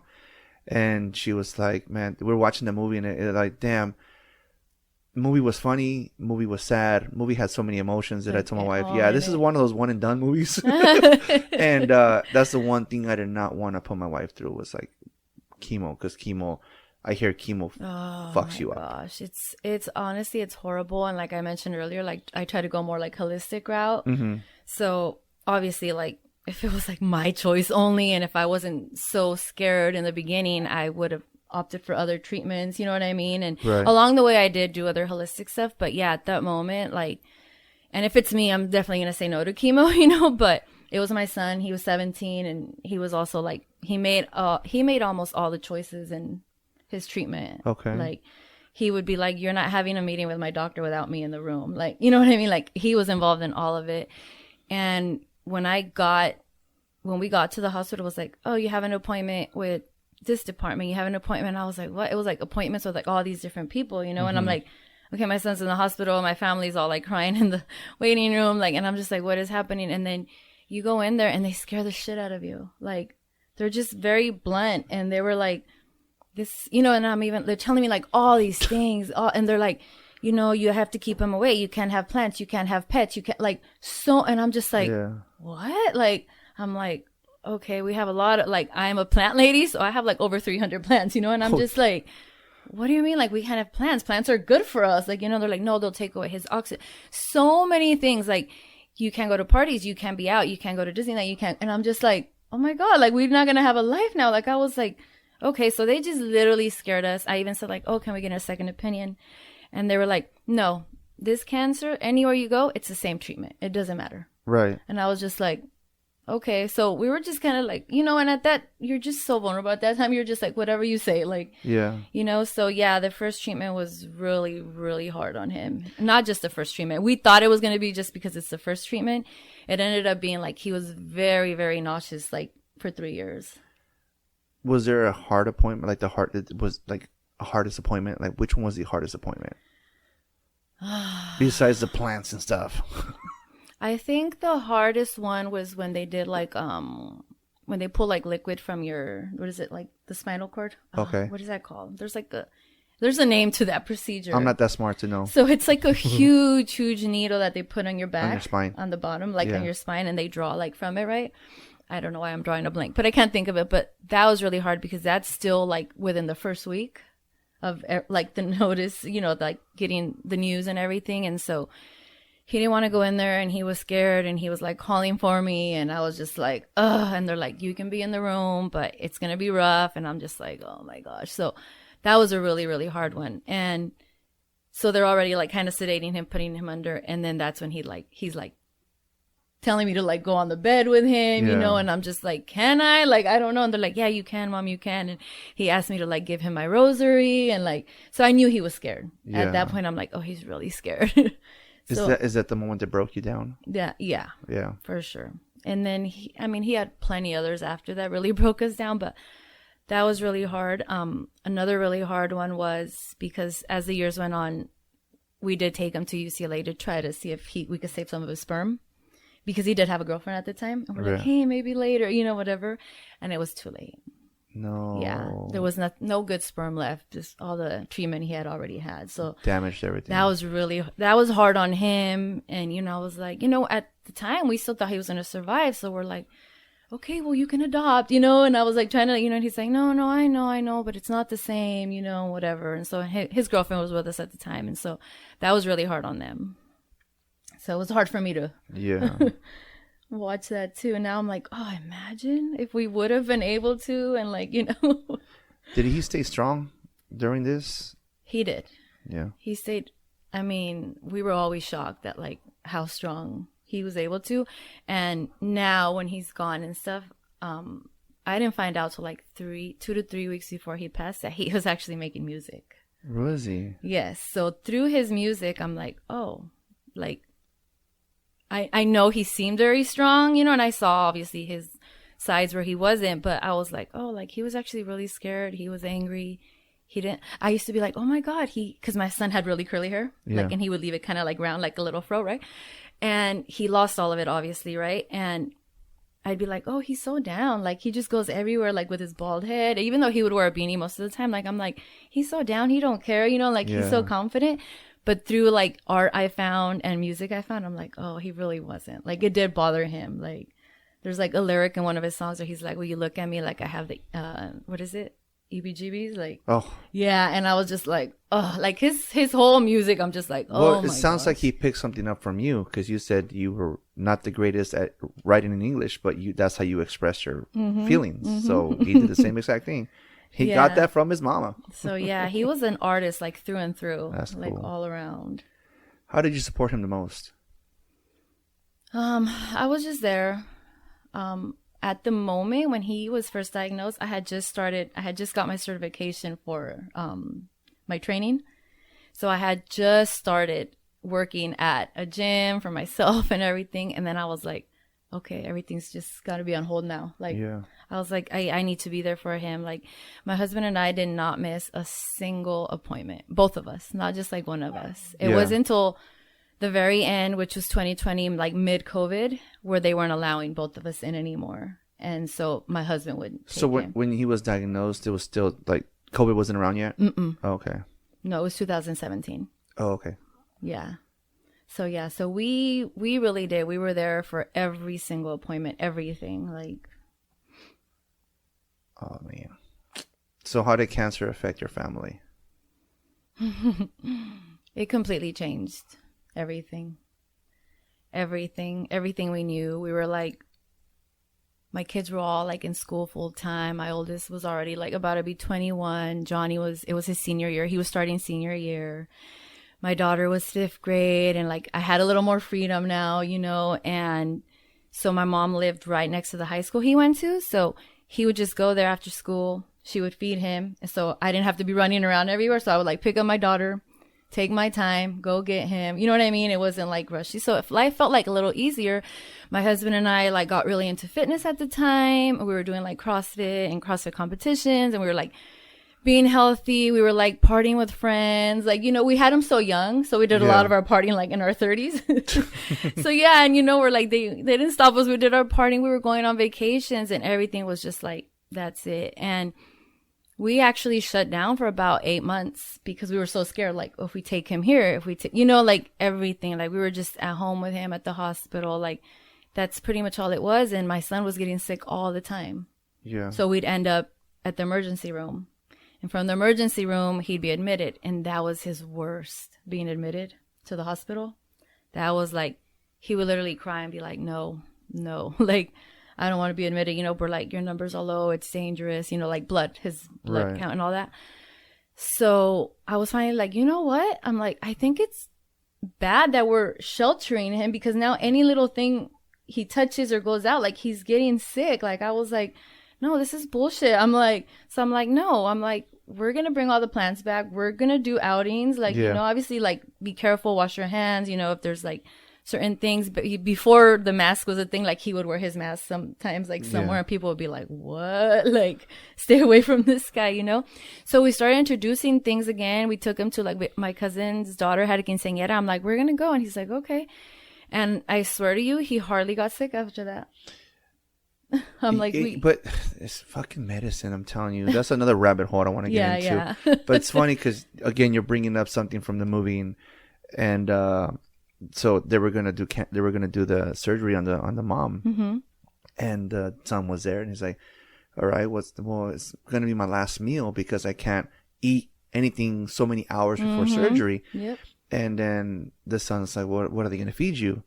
Because earlier in the movie, he brought her a bucket of ice cream with pretzels. Yeah. And the nurse came in, what the hell are you doing, man? He took the ice cream away and the pretzels away.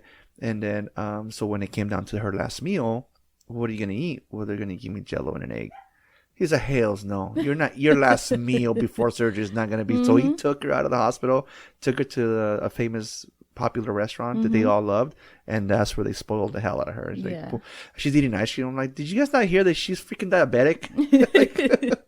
It's when you were saying that the plants and everything, bringing everything back, that reminded me of that part of the movie. And my mom, we had big dogs, but they were always outdoor dogs. And then my mom had a little dog, Mona. Everybody knows Mona.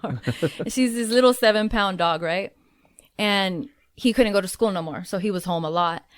And so one day he asked her, like, oh, can I borrow her, like, to keep me company at home or whatever, right? And my mom was like, yes. Like I told you, my mom's like anything and everything for her kids and her grandchildren, right? So she's like, yeah, of course. So then Mona became like a little inside dog, and I'm like, okay, I'm allergic to dogs. So I'm like, okay, right? So whatever, like we had this saying, like, you know, in the movie, Selena, how the gangsters were like, anything for Selena, right? We'd be like, me and my husband be like, anything for Johnny, you know, like, so I'm like, okay, we can keep the dog for now. It's temporary, right? Yeah. Well, till this day, we still have Mona, because after my Johnny passed, she's like, I ain't going nowhere. Well, good thing I locked the dog before you came in, because she would have jumped on you. Oh man. Who became your biggest support besides your husband and like anybody outside of the family? Yeah, I had my niece.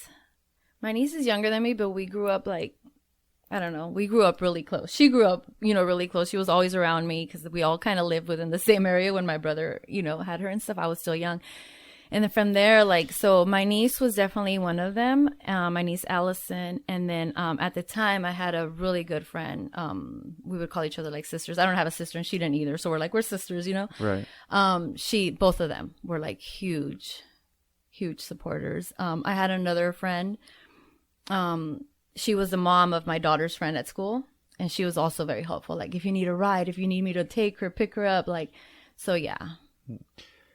How did you, at this point, you pretty much get the idea he's going to pass, right? No. I honestly, until he had treatment for over 3 years, and it probably wasn't until like the last 8 months that I was like, oh, I really, really, in my heart, thought like, we're going to get through this. He's going to have a great story to tell later, like, you know, and I would have had him on the podcast. Oh my God, yes. I feel like he would have been like on every podcast. So I really did think like we were going to get through it, because so I don't even know if I guess whatever, right? But so he was probably like 6 months into treatment, and a friend that I know told me about some stem cells, and they weren't human stem cells. They were from a shark, and they're illegal everywhere except 3 states, but I don't remember the states. And they're not even legal. They're not even legal in Mexico. Oh. Like nothing. So she said, I know this lady and you can get a hold of them, and they're in Mexicali. And I was like, let's go. And my husband's like, what? Like, you don't even know where you're going, you know, but my husband was going to stay with my son, you know, and I was like, it's going to be like a quick, like 1-day trip, whatever. So you going to random people's houses is a pattern. That's what I'm seeing. I guess I'm ballsy, huh? I see that. So I was like, okay. And I'm like, you're coming with me? She's like, yeah, I know a lady. So it was like, my friend knew a lady that knew a guy. You know what I mean? And I'm like, oh my God. So then I told my friend, the one I told you, my best friend, I'm like, come with me. She's this total güera, like blonde girl. Like, I'm just like, let's just go. And she's like, okay, let's go. So anyways, this lady drives us, and she's driving super fast, whatever. And then she's like, oh, you know, we just got to be careful because I'm already flagged. And she's like, because I got caught once. And I'm like, okay, well, we're in the car now and it's too late. Like, I'm just like, oh my God. So of course I'm nervous as hell. We go to these people's houses and we get the stem cells. They have to be in a cooler the whole time because they're supposed to be refrigerated. So then they told us like what to do. And then, so we went to this little market. We bought a little cooler. We bought like drinks that you only find like in Mexico. So it seems like, hey, we just came shopping, whatever. That's legit, yeah. Mm-hmm.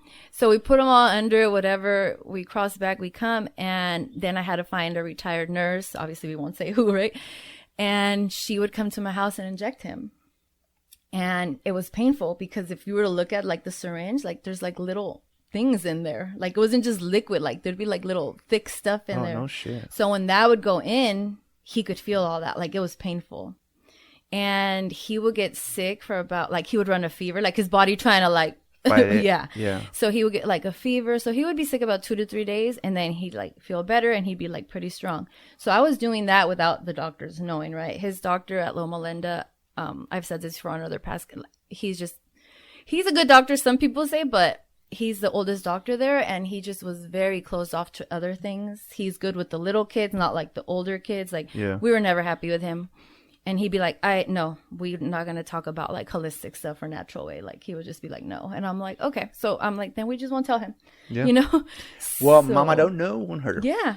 So I was like, okay. And we were like, oh, we see him like getting stronger. We're like, okay. So a year goes by, about a year and something. And the tumor was shrinking. By the time like everything started in treatment, that cyst on his hand was like the size of a golf ball. At one point? Yeah. Holy shit. Like by the time we started everything. Yeah. It was like that big, just coming out the side like that, right? And I started seeing like it was shrinking. So we had like a follow-up appointment with the surgeon, not his doctor, like the surgeon. And then my son asked, because it was getting smaller, and she would measure it. And she's like, yeah, I guess the chemo's working, you know, like it's getting smaller, right? And I'm just looking at him like, just agree, like, yeah, you know. And then he said, what are the chances that this, because they already want to do surgery, but I kept pushing the surgery. I was like, I don't want him going in there moving things, like, let's see if it works this way, right? So anyways, he asked her, like, what are the chances that my tumor will just go away like on its own? She's like, I've never seen it happen. Like alone without surgery. No, he meant. but I don't know, I'm not that educated enough, but would cutting off the hand not be an option? And yeah. It wasn't an option? No, it would have been eventually. They were not presenting that to us, but we had done our own research. It's a freaking golf ball. Cut off the hand. Yeah. So eventually with time we thought about it, but things were just getting I'd rather have 95% of a son than not a son at all. Yeah. Well, yeah. I'm not a doctor. What do I know? Yeah. I just do podcasts. So she said, no, it's never happened. Like, it's going to shrink with the chemo, but then we have to go in there and cut it out, right? So we're like, okay. So I kept kind of postponing, like, surgery day. We're like, let's just see how chemo goes. Let's see how chemo goes, right? That thing went away completely without the surgery. Completely. The shark. So, Stuff. yeah. I was like, it has to be. Like, obviously, I changed his diet, too, but nothing's going to work as much as, like, that, right? So I'm like, okay. So it went away completely. We go in one day, and then, you know, I asked the doctor because he had never had a PET scan. I don't know if you know what a PET scan is. It's a scan where they basically scan your whole body, and it shows if there's like cancer alive in there somewhere in your body, right? Okay. And so that was another thing. I was always the one like advocating, like doing my research and like asking, you know, and I'm like, hey, like since all these testings and all these MRIs, everything we've done, I'm like, has he ever had a PET scan? And the doctor was like, no. And I'm like, well, why don't we do a PET scan? Like, hello, right? It was so frustrating with him, right? So he's like, okay. So we scheduled the PET scan, whatever. It takes forever. We do it. And they were like, great news. There's like no sign of disease. And we're like, oh my gosh. So I was like, okay. So obviously we're all happy. You know, I didn't know about like remission and time and this and that. And like, it'll come back. You know, I was just like, I was happy. Like, I was like, oh my gosh, right? So I'm like, okay. So we were all excited. Like I announced it on like Instagram, my Facebook. Like, you know, we went out to eat. Like we were like crying. And then my birthday was coming up. And I remember I was like, I'm going to go to Vegas. Like, let's go celebrate my birthday. Like my son's doing good, like whatever. So we went and everything. This is June. My birthday's in June. And we're like, okay. So he was about to start at Norco College. Right. Mm-hmm. And I'm like, okay, cool. So we're like picking out his glasses. He was like going to class. I picked him up one day from class at the college and I'm driving him home and he's like, Mom. And I was like, what? He's like, look what I found. And he had a little ball right here on the inside of his elbow. And I'm driving. Obviously, I just want to like break down like, no, you know, like, and I was just like, okay. I'm like, no, let's make an appointment. Like, we'll talk to your doctor. Like, I'm trying to keep it like, you know, but inside I'm like, no freaking way. This is only like 2 months. This was in the ending of August. Yeah. So, okay. About 3 months that he was like in remission. Right. So yeah, it came back. Oh, But here's the thing. So my son started feeling good. We got rid of that first tumor. And since he was getting so sick with those injections, he was like, I don't want to keep doing them. Like the stem cells. And I was like, okay, but that was like the hard. I always told my husband, I wonder if like he was younger, it'd be easier because we'd just be like, no, you're doing this. You know what I mean? But he was older where he made a lot of the decisions, and I was just like, and by now he's over 18. And that was another thing. Once he got over 18, they're like, oh, mom and dad, you don't need to sign nothing no more. He signs everything now. And I'm like, okay, but I want to see everything that he's going to sign. So yeah, that was like, oh my God, I remember my heart just dropped and I was like, do I call my husband now? Do I wait till he gets home? Like I was just like, and then I just, I think I waited till he got home and we were just both like, oh, everything just kind of like, you feel your body kind of like drop, so, and then from there, yeah. So I really thought like, especially that first time, like I was like, no, he's going to make it. Like, we're doing this. Like, but damn. Yeah.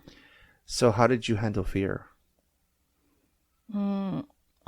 Honestly, when I think back now, I was very faithful. So the crazy thing is I grew up with my parents are Catholic, and we went to church and everything, but I just knew the routine of like going to Catholic church. I didn't know, I didn't learn a lot. I didn't read the Bible. I didn't know much. And so on my own, as I got older, I started probably like 5 years before this happened to my son. I started getting into, I'm still Catholic, but I just started getting into learning actually more about the Bible.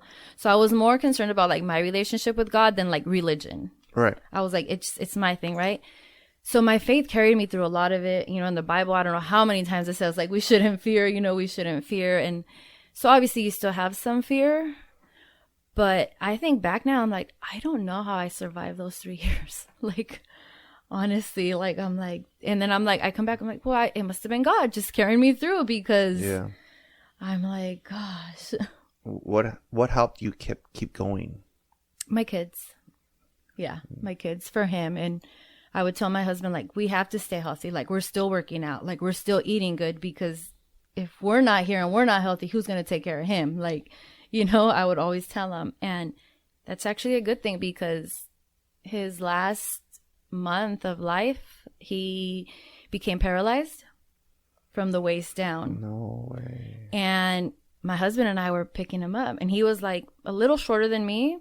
And that's dead weight now, like. You know what? Yeah, you are a tall lady. You're a tall lady. Yeah. When I saw your head peek from the top of the roof of your car, I was like, this is a tall lady. I'm 5'9", so my son was probably about 5'8". Okay. Yeah. And, he was thin and stuff, but it's just dead weight. And so there was a lot of squatting, picking him up, like, putting him in the wheelchair in the bed. So I'm like, I told my husband, you see? If we would not have been like strong enough or our backs were bad or something, we wouldn't have been able to do that. CrossFit, yeah. I'm like, we would not have been able to do that. This also reminds me of the movie Signs, where everything happens for a reason, and it's crazy. So that's when you felt that the shift, things changed. The shift was definitely about the eight months before he passed, so like 2 years and something in. Because by then we went from Loma Linda to CHLA.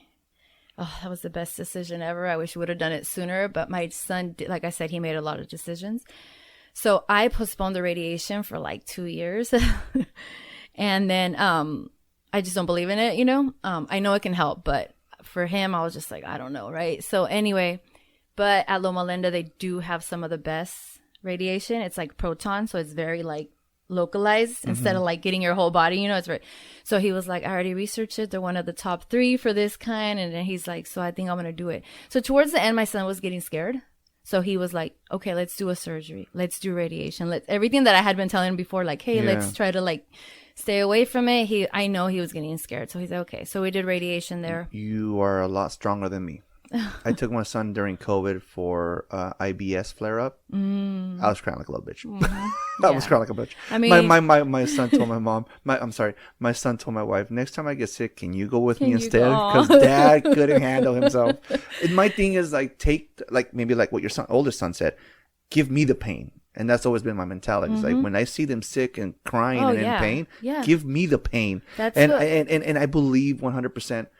That he hear, and I told this to a buddy of mine recently. It's like he always listens to you when you need him the most, and I feel like when I'm telling him, "Give me the pain," no joke, Martha, the next day I'll wake up sick. Oh my gosh. I'll wake up sick. And it Yeah. happened when my oldest, when he was an infant, he had breathing issues. So we had multiple breathing treatments and stuff. And I would always tell him, make it every time the next day, I'd be the one sick. Yeah. My brother would mention that all the time. He's like, when I watch my kids have a cold, like it's painful. He's like, I just imagine you, like, and I'm like, yeah, like I think that's the one thing. We never want to see our kids in pain, right? Exactly. Like, so yeah. What did the doctors, like, pretty much towards the end? What did they explain the next steps? I mean, are they losing hope also, or? So we got a really good doctor at CHLA, great doctor, Dr. Shaw, and she was so good. So I would tell her like, hey, I'm doing holistic stuff too, and she's like, that's fine. She's like, send me the names of your holistic herbs and everything. She's like, I have this something she used to use that she'd put in like the chemo he's getting along with that, and see if anything, like, didn't go well, or, Right. So she would do her own research on the stuff that I would tell her and everything. So towards probably like the last 8 months, we would do testing, and the test would be like, oh, we see a little something in the lung. Oh, we see a little something. And by now. So it's coming for him. Yeah. And by now we're like, okay, chemo's not working, right? Like, and I even said, like, do you think we should try like the stem cells again? He's like, I don't want to go through that. I'm so sick already every day. He was sick a lot, like a lot. There would be sometimes like a week where he couldn't get out of bed. And so I was like, okay. And then he would just be like, there's no need to update everybody. Like every time a little something else is showing up, he would be like, don't tell my sister, his younger sister. It was always protecting his siblings and his girlfriend. He's like, and don't tell Blue. That's his girlfriend's name, right? And I'm like, are you sure? He's like, yeah, for what? He's like, they already know about the arm. By now, the tumors on his arm were huge, like all around. Like you could see them out. Like, yeah, he would wrap it up so like people wouldn't see them and stuff. And he'd wear long sleeves. And he's like, what's the point of being like, hey, now there's a little something, like, why do that to them? I'm just like, okay. Yeah. So the last year would be like my husband, my son, and I would know like, hey, a little something's here again. So by then I'm like, dang, okay. And even then, I think I wouldn't allow myself to go there. And one time, maybe 4 months before we really got like the news and stuff, I was in my room and my husband's like, what's wrong? And I cried so much. Like, I mean, every night I would just cry myself to bed, right? But this was like during the day, and I was crying on the edge of the bed on my side. And then he's like, what's going on? And I was like, I'm just thinking like the things are getting bad. And I'm like, what if we really lose our son? Like, yeah. I was like, no, like, I'm not going to survive this. Like, there's no way. And he was like, well, we won't have a choice. Like, and I was just like, no. And I was like bawling. I was like, no, I can't imagine my life. Like, I was just like, there's no way. Like, there's no way, And so by then, yeah, I was like, but I still wouldn't let myself like really go there. And I remember one day I was like, I had never Googled this before. I Googled like the lifespan of like rhabdomyosarcoma. And it was like 2 years or something. And I was like, dang, well, we're past 2 years. We've had them longer. Yeah. So I'm like, okay, And then I remember I told my best friend, like, hey, I Googled it. She's like, why are you doing that? Like, and I was like, I don't know. She's like, you've never done that before. I'm like, I don't know. Like, yeah, Google can take you in a freaking rabbit hole. So by then I was like, okay. By then it just, every day was just harder and harder. During his final days, did you guys spend a lot of time together? Yeah. Like, we always spent a lot. So my whole thing through his whole treatment was like, we're going to keep doing life. Yeah. And he was very disappointed in the beginning because like, this is my senior year, Mom. Like, there's kids that aren't into the senior activities and all that. No, my son was. Like, he was looking forward to all that. He had a group of friends, like, and he's had the group of friends since like 7th, 8th grade. So they all went through like high school and everything, and so he was very excited, and he was like, I'm going to miss everything. Like, I'm not going to school anymore. Like, and I was like, I promise you that you're not going to miss everything. Like, I was like, you're not going to go to school every day with them, but I promise you. And I made it happen. Like, he did grad night. Nice. Yes. And they allowed us, like, I was like an advocate. They allowed my husband and I to drive there, allowed us to go in, and we could hang around the whole park in case anything happened and he wanted to come home. Like, they got him a wheelchair. His friends were, oh my God, pushing him around Magic Mountain like crazy on that wheelchair. Like, and fuck, you're gonna make me cry. It was like his friends were really good, and he walked that stage. He walked across the stage. He graduated, no hair, like completely bald, super thin, but everything. He went to prom. Like, I was like, made sure I would make appointments like around the timing, all this, so he wouldn't be sick for like these actual events. Like, Yeah, so I made sure I was like, we're still living. I remember I would post something. Obviously, you post the good stuff mostly, you know, and Yeah. we'd be like on an outing and I'd be like, you know, like my hashtag was always like living with cancer. Like, we're still living. Like, that was one of my main things. Like, we have to still like live, you know, and like we all lived together still. Like, it wasn't like none of our kids had gone off to college. We were still all like a very close family. So we spent a lot of time together. But that when they gave us the news, like the month before, like, this is it, like treatment's not working anymore and it's attacked like all your insides and that's it. Yeah, from then on, like my siblings were there, my niece and my nephew were there like every day at the house, like my parents were there, like everybody was there. Everybody. Were you able to say goodbye?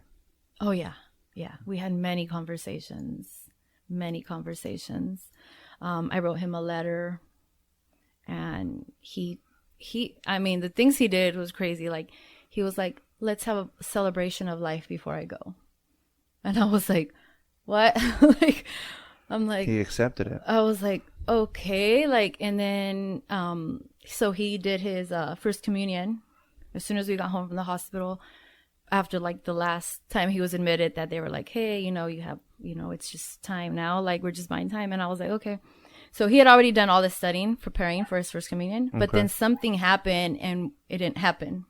So, you know, we called the priest. He came in, he did his first communion, and then my son was like, okay, let's have a celebration of life. So then I'm like, okay. So we just my mom starts calling people, whatever. And it was all like so quick, so last minute, like, and yeah. And then he was like, oh, like, I want to give a speech. And like, we're just like, okay. And he was like, you know, he's crying obviously when he's talking to us, but he's like, I don't want you guys to be like super sad. I want you guys to like move on. Like, I'm going to be in a better place than you guys. And I'm just like, what? Like, who is this boy talking like this? You know, like, I'm like, oh, I'm telling you, I don't know him and I want to cry. Shit.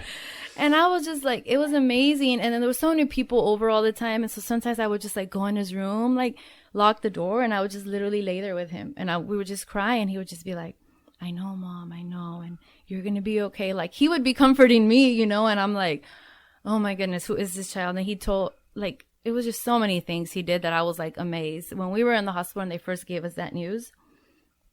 So they gave us the news, right? It was COVID. They called, my husband went in for a routine appointment, and he calls me. He's like, his numbers aren't good. They're low. They're going to admit him. I'm like, oh, great, right? Because I wasn't allowed to go no more because it was COVID. So I was like, oh, great. He's going to be admitted. Like, I'm not there. And I'm like, okay, right? And then later that night, I'm like, how's it going? You know, this and that. My husband's like, it's all right. They're like, the doctor wants to have a meeting tomorrow.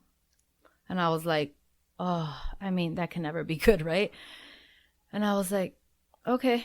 So I'm like, what time, right? So then I remember, like, it was, you know, I'm going from Corona to CHLA, you know? Right. So I'm like, okay, what time? Because obviously I need to leave like 2.5 hours like before. And I remember my dad was like, do you want me to go with you? Like, so you don't drive alone? And I'm like, no. Like, I got this, right? So like, I go, whatever, they take us in. And that's like when they told us everything. Like, that was it, right? And I'm just like, what? So that was the moment where I had never questioned God. And that day, I questioned God. Because I had already pleaded to God, like, take me. Like, take me. And it took me a long time to get to that point because I was like, no, I still have my other kids, you know? Like, I was still kind of scared of death. Now I'm not.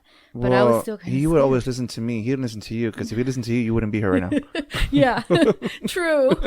So I was just like, take me instead, take me. And it was like, no. So that I started questioning it. But in the hospital that day, like, he started right away. Like, I just want to let you guys know, like, I've had the best childhood. I couldn't have asked for a better childhood. Like, I'm like, oh, you know, and he's like, I never needed everything I ever needed. I had, like, you guys were great parents. And I'm just like, oh my gosh. Like, yeah. And then from that day on, conversations got like deeper and deeper and better. And he was writing, like, when he felt good, he never finished it, but he had a list of like what he was going to leave, like if he had like all these assets, right? But like what he was going to leave of his things to like who. I leave my PlayStation to like, my brother. Literally, he was like, my music, he said all my music stuff goes to my little sister. Like, he, like, all these things, he gave her a little necklace, like she hasn't taken it off. Like, yeah. And he didn't get to finish like his list and stuff, but yeah. So we had a lot of conversations. And the crazy thing is, so they told us like a Wednesday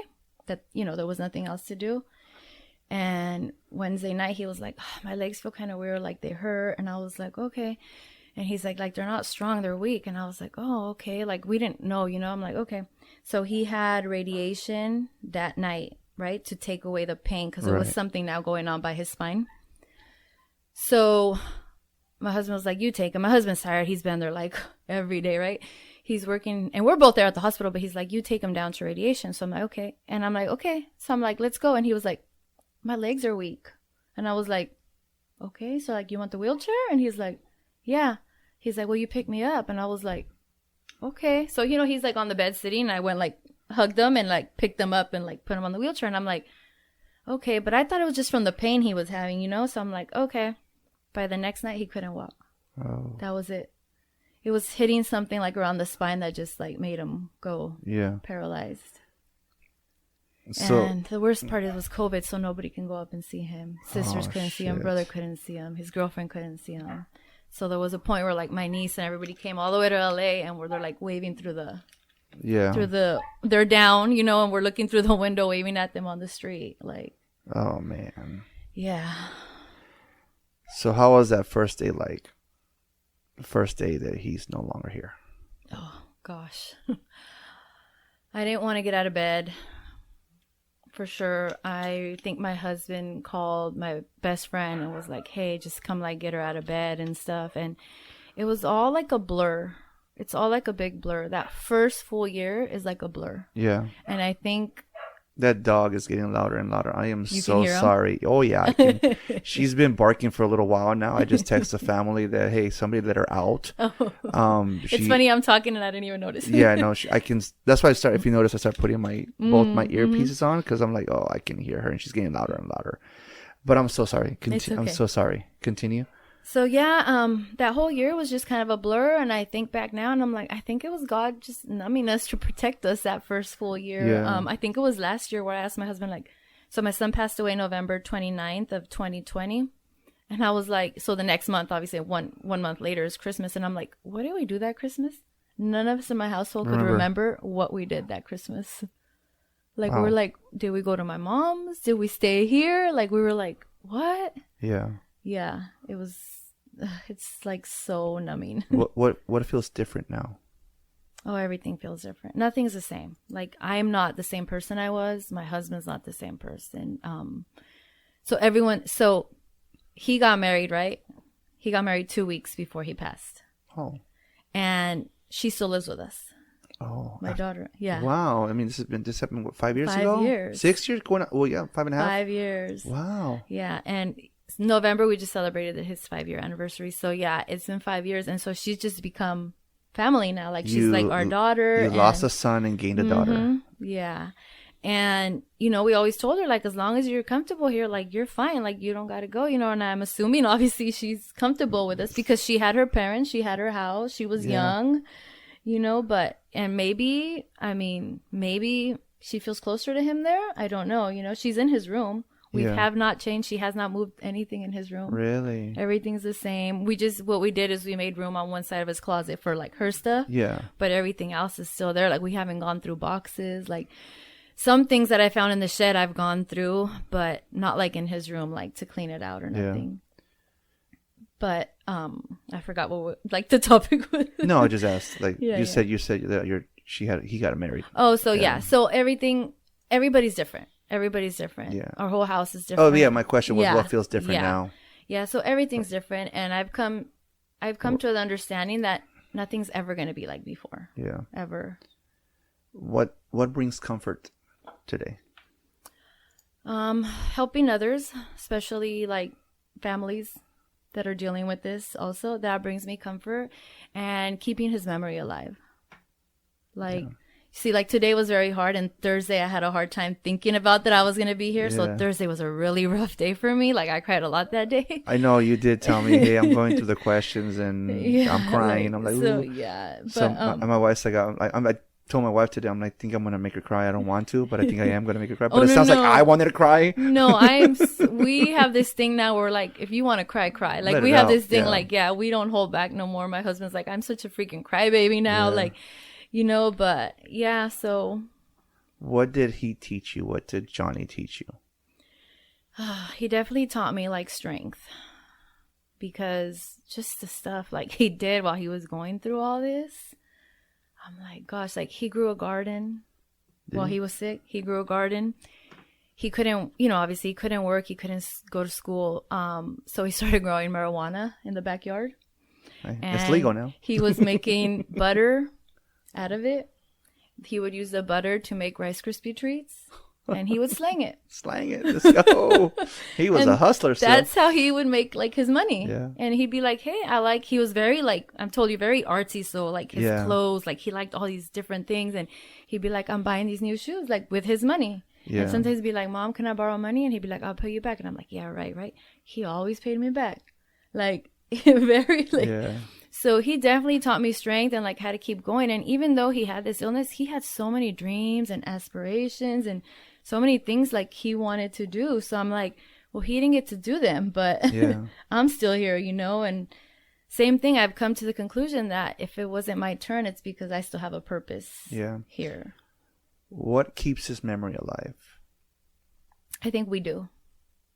I think like me, for sure. It's like my family, his siblings, his wife, his widow, my parents, like we keep him alive. Right. Yeah, we still like we hold like fundraisers, we do stuff like, and like so I was scared to like, obviously come today, whatever, but I was like, no, this is a way I keep him alive still. Yeah, like, you brought his photo and everything. Yeah. Yes. That's great. What would you say to him now if he was here? How proud I am of how he handled everything at such a young age. Yeah. Yeah. And he planned his whole wedding detail by detail. He planned his funeral. Wow. Everything, like detail by detail. He actually wanted to have a green funeral. Have you ever heard of that? No. I hadn't heard of it till he told me this. He wanted a green funeral, which is where you're basically buried like in a basket or a cloth. Okay. And you just go back into earth. Oh, wow. Yeah. So obviously I'm already grieving my son that's going to pass. You're already grieving. Once you hear all this, you're already grieving, right? And now I'm planning the wedding. Now I'm planning a funeral. And I'm trying to find where I can find these green funeral, like where they perform these green funerals. And I found one and I went to visit the place and we're mid-COVID. So she's like, the most people you can have is 10. I'm like, that's not even my immediate family. Like it's 5 of us alone, like in our house. Like I was like, I can't do that, right? And it wasn't, he always told me, find a spot where like you and Blue, his widow, are going to find peace. Like when you go sit by my gravesite, like you're comfortable, you'll find peace, right? So when I went there, I was like, it wasn't, right. It was very weird. A few rocks. And like, I was just like, no, this isn't like, this doesn't feel right. I found another one somewhere in LA. You had to be Jewish. Oh. Yeah, so I was like, really? Like, I'm going to pay you the money? Like, like he's dead. Like, and they were like, no, you have to be Jewish. And so I had a really hard time and I couldn't find it. And I was thinking, well, you're not buying a casket. You're not paying for the, embalmment, like all that. And I was like, it's going to be cheaper, way more expensive. Oh, no way. So I was like, you're putting him in a basket, like, so I had to talk with him. And he was like, it's fine, Mom. If it doesn't happen, it's fine. He's like, but, don't do that thing where like they embalmate you, like to keep you like preserved. Right. He was like, and we're going to keep the casket closed because like whoever wanted to see me when I was alive, they had 3 years to come see me. And I was like, okay. So then I told him, hey, I'm like, I always wanted to be at Forest Lawn in West Covina. Okay. Yeah, I was like, you see it on the freeway. Yeah, you see it on the freeway. And I'm like, because years ago, I was probably like a teenager. One of my mom's aunts was buried there. And I was like, oh, it's so nice. Like the view of the mountains, and I'm like, and for me, like, it's something soothing about the freeway because you're like, where are these people going? You know what I mean? Like, where are these people going? Are they going to work? Are they traveling? Like, so I was like, okay. So I'm like, I always like that place. He's like, I like that place. He's like, you can put me there. And I was like, okay. And that's where he's at. Oh, okay. Yeah. It's down the street from here. Yeah. No way. That's crazy. Yeah. That's pretty cool. Need auto insurance or an SR22? Like now, SolarX Insurance gets you covered fast. No license, no problem. We speak your language, shop the best rates, and get you back on the road today. Call 877-736-4719. That's 877-736-4719. Visit slxinsurance.com or call now 877-736-4719. Quick, easy, done. SolarX Insurance. Drive with confidence. So what would you want others to understand? About the grief or about the Grief, cancer? life, cancer, your son.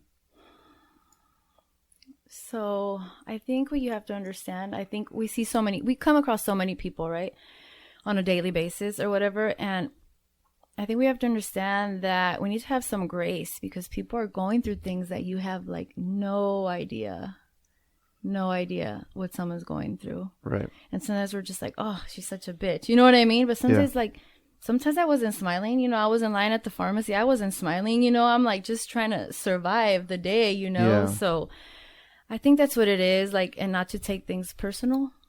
Like, if I'm not smiling, I'm not smiling. It has nothing to do with you, It's my own things that I'm going through. Okay. All right. Well, I had to wipe my eyes because I felt like I was going to start crying. Sounds like Johnny was a very strong young boy and young man. So, Johnny, I have an uncle upstairs. I have a grandma upstairs, a grandpa upstairs. I have a new cousin upstairs. So, hey, you have family upstairs, buddy. Okay? Yes. Go hang out with them. And go hang out with my uncle. My uncle died at 18, also 19. Oh, wow. Yeah, he was back in 1988. So they're about the same, close age. Yeah. So go hang out with them, man. Mm-hmm. He rode motorcycles and loved to work at pizza. I know we have like the kids, my kids, they all, not my youngest daughter, but when I say my kids, I include my daughter-in-law now. It's just a thing, So like my oldest son and then my daughter-in-law, like they smoke weed, right? And it wasn't normalized until my son started teaching me on it. I had no idea. I would just be like, no, everything was like, and so it wasn't normalized. And then I was like, okay, like it's actually like, it's not bad for you. Like, I'm like, okay, right. So they smoke it. And sometimes like on his birthday or different things, like we always have like little joints for him. Like, when we go like his tombstone, like at home, we have a little altar for him and it's always like a joint, whatever. And they always joke. They're like, oh, it's Johnny's birthday. He's up there with Jesus smoking a fat one, And I'm like, I don't know how I feel about that, but I'm like, oh yeah, smoke it up, Johnny. Like, I'm like, right. Well, isn't that what the guys also do? What they pour a beer and say one for the homies? For the Same homies, shit. yeah. Same shit. Oh man. So you became a childhood cancer advocate, right? Yes. Obviously, I'm going to ask the dumb question. Why did you become an advocate?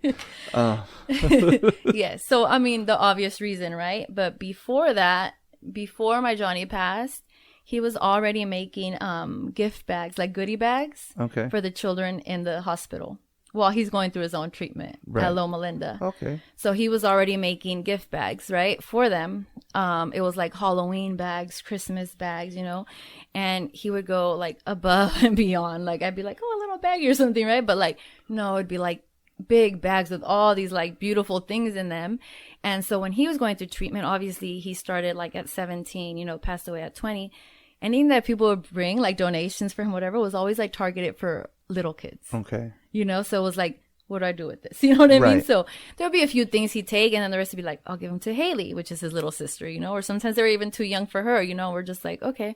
So he was like, they really need to concentrate on incorporating all ages. Right. So he would buy things according to like an age group, and he would make the bag and label them. So when he would donate to the hospital, they'd be like, hey, the purple sticker means it's for the 13 and 15-year-olds. You know what I mean? Like, so he started doing that, and I'd be like, some days he was so sick, and he'd be like, can you take me to the store to buy stuff? And I'm like, you're not feeling good? He's like, let's see if I feel a little better in a few hours. So I was just like, this kid is making these goodie bags, and like, he's still a patient. They're like, so that's just, I was like, okay. And also when I asked him, so that motivated me, right? And so when I asked him like, hey, I update people here and there on social media, like, can I start a page just like for you, like a Johnny Strong page?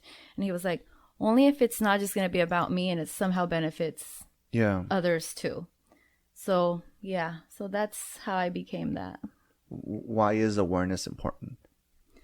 So awareness is important because, okay, so kind of like, I'm taking nothing away from breast cancer, but there's so much treatment now and so much survival rate for breast cancer, but you see the awareness. Yeah. It's everywhere, right? And then October comes. And my little stress ball's gone. No, I had a little bump in the, when really? You said a bump on your hand, your son's hand, I thought about my bump in the back of my neck. Oh my It's gone. Okay. The doctor told me it's a stress ball. He goes, we can remove it. We can remove it.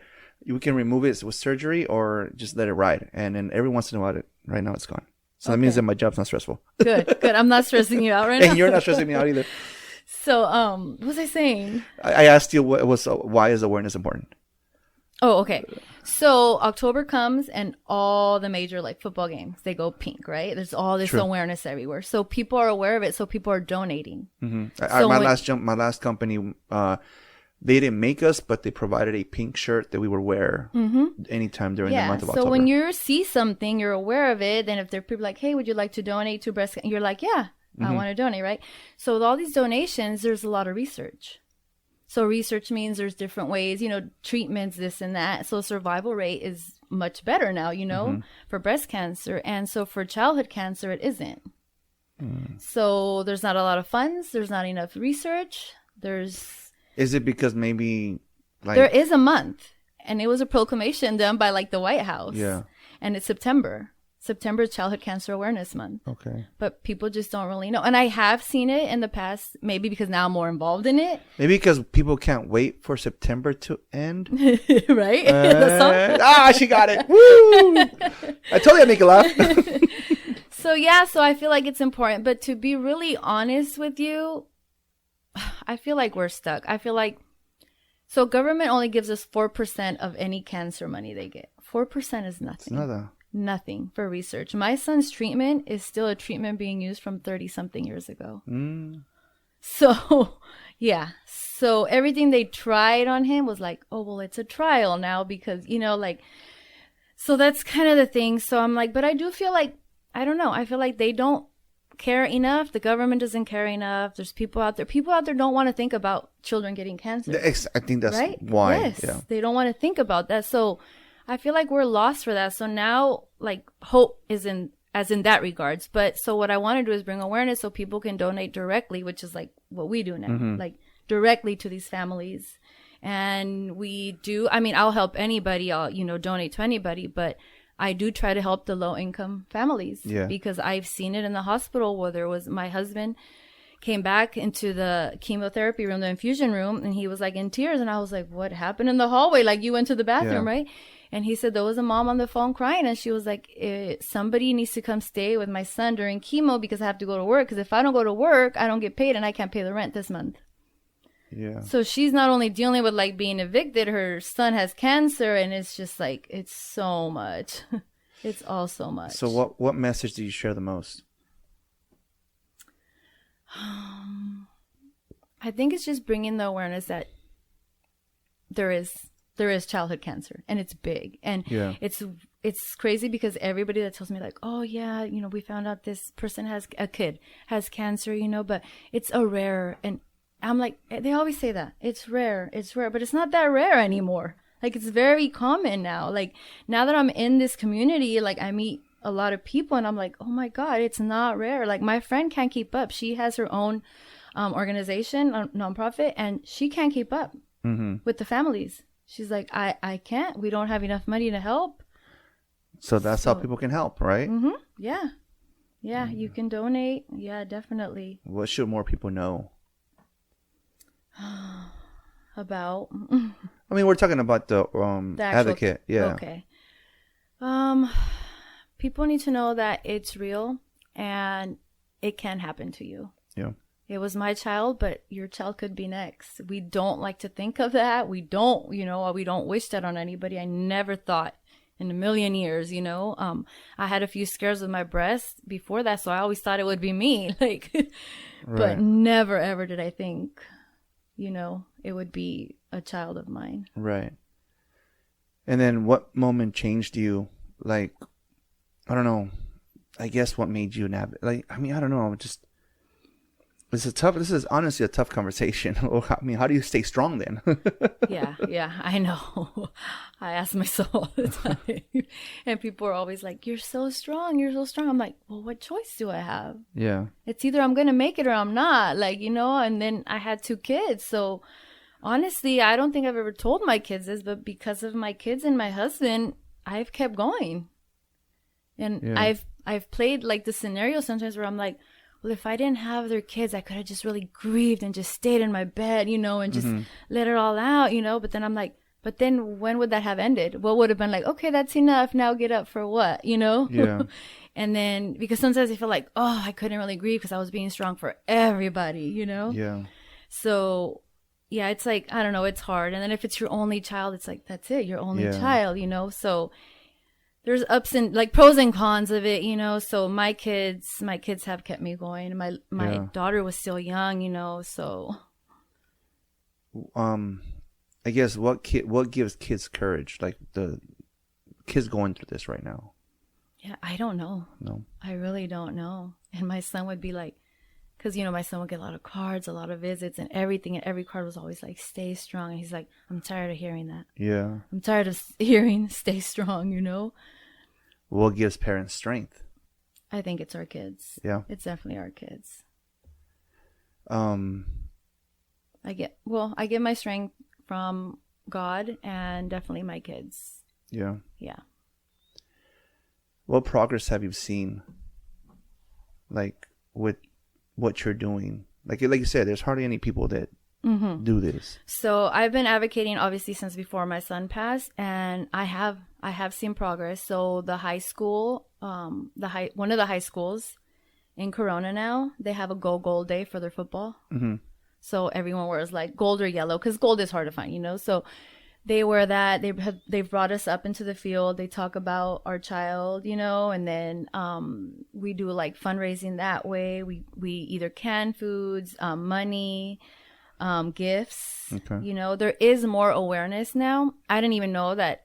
So when my son was first diagnosed, it was September, and we were in the hospital, and I was walking the hallway by myself one day, crying, and I looked, and there was a sign, and it was like, September is Go Gold, and I'm like, what is that? Mm-hmm. So gold is the color. You know how breast cancer is pink? Pink, yeah. Gold is the color because our children are more precious than gold. Gotcha. So I saw this sign, and it was like, Go Gold in September, and I'm like, what is that, right? So I started kind of looking at the other signs as I'm walking, and it was like, September is Childhood Cancer Awareness Month. We wear gold for our kids, and I was like, oh, I'm like, I didn't know that was a thing. Yeah.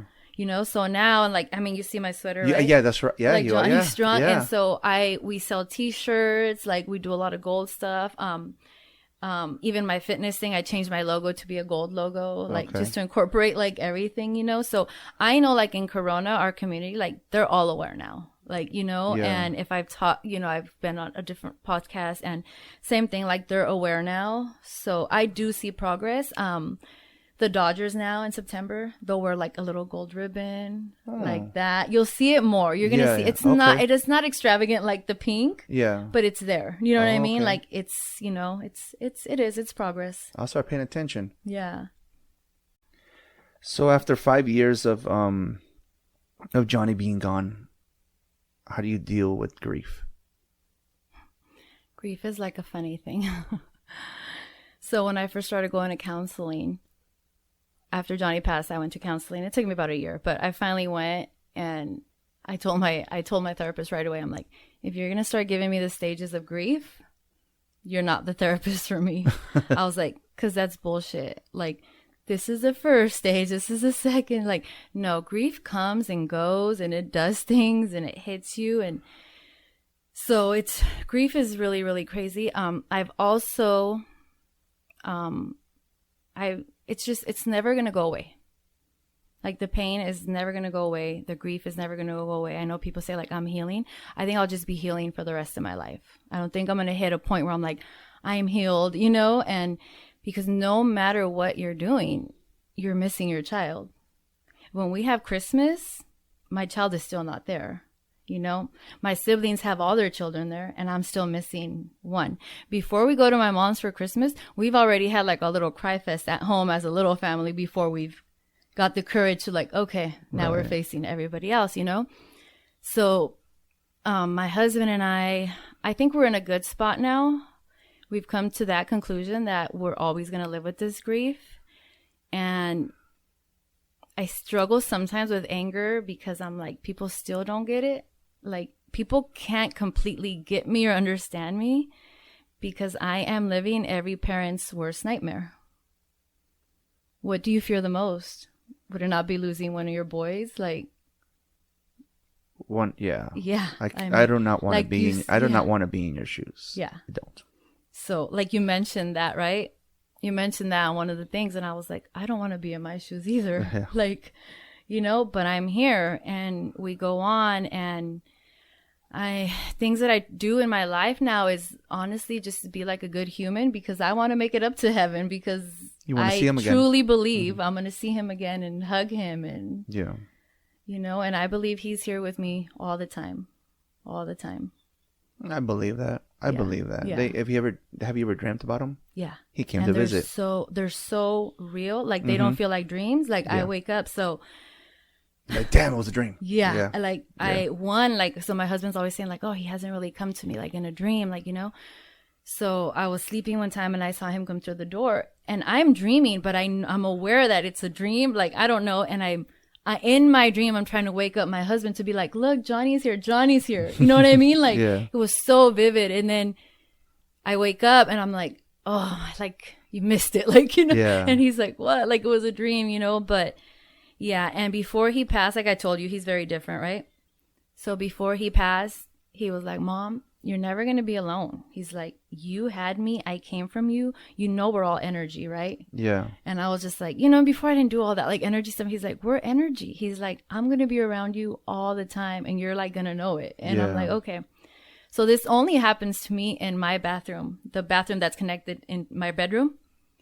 When I go in there sometimes, I swear. So Thursday when I was having a bad day, I went in there and I was just trying to get away. My son was home, and I do this often where I go into my bathroom just to like let it out, right? And I was kind of like crying, and I walked in. He flickers that light. Like, hey, Every dude, time. relax, dude. And I'm just like, relax. and I'm like, I see you, Johnny. Like, Yeah. I'm like, I see you, right? So a while back, a few years back, I told my husband, hey, that light's going to go out. It keeps doing that. Well, it's been 5 years now. So obviously the light was not going to go out. It's Johnny. Wow, that's cool. It's Johnny for sure. Like, That's amazing. yeah. That's. yeah. I mean, I tell my wife that her grandma, because her grandma lived 4 houses down, Mm-hmm. and every once in a while when I'm acting a fool, something will flicker. Really? I think she's trying to tell me, hey, that's my granddaughter, cabron. Mm-hmm. So I have to check myself. I was in the when I had the podcast on the other side. My wife had her office in the garage at one point, and she had a little music box, and I was doing, I think, editing or something, and her music box went off. So I went in the house.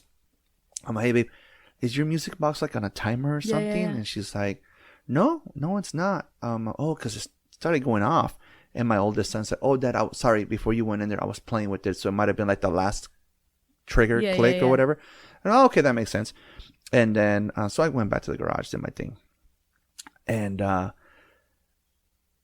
guess my son saw my face, because he told my wife, I didn't play with that music box. Oh. I just told that to Dad to calm him down. To calm down. Mhm. Wow. And then before, my podcast setup was facing my right here, like it's a different setup, right? So I had the desk facing the wall, so pretty much I'm facing the TV. Okay. From where I'm at, I'm facing the TV.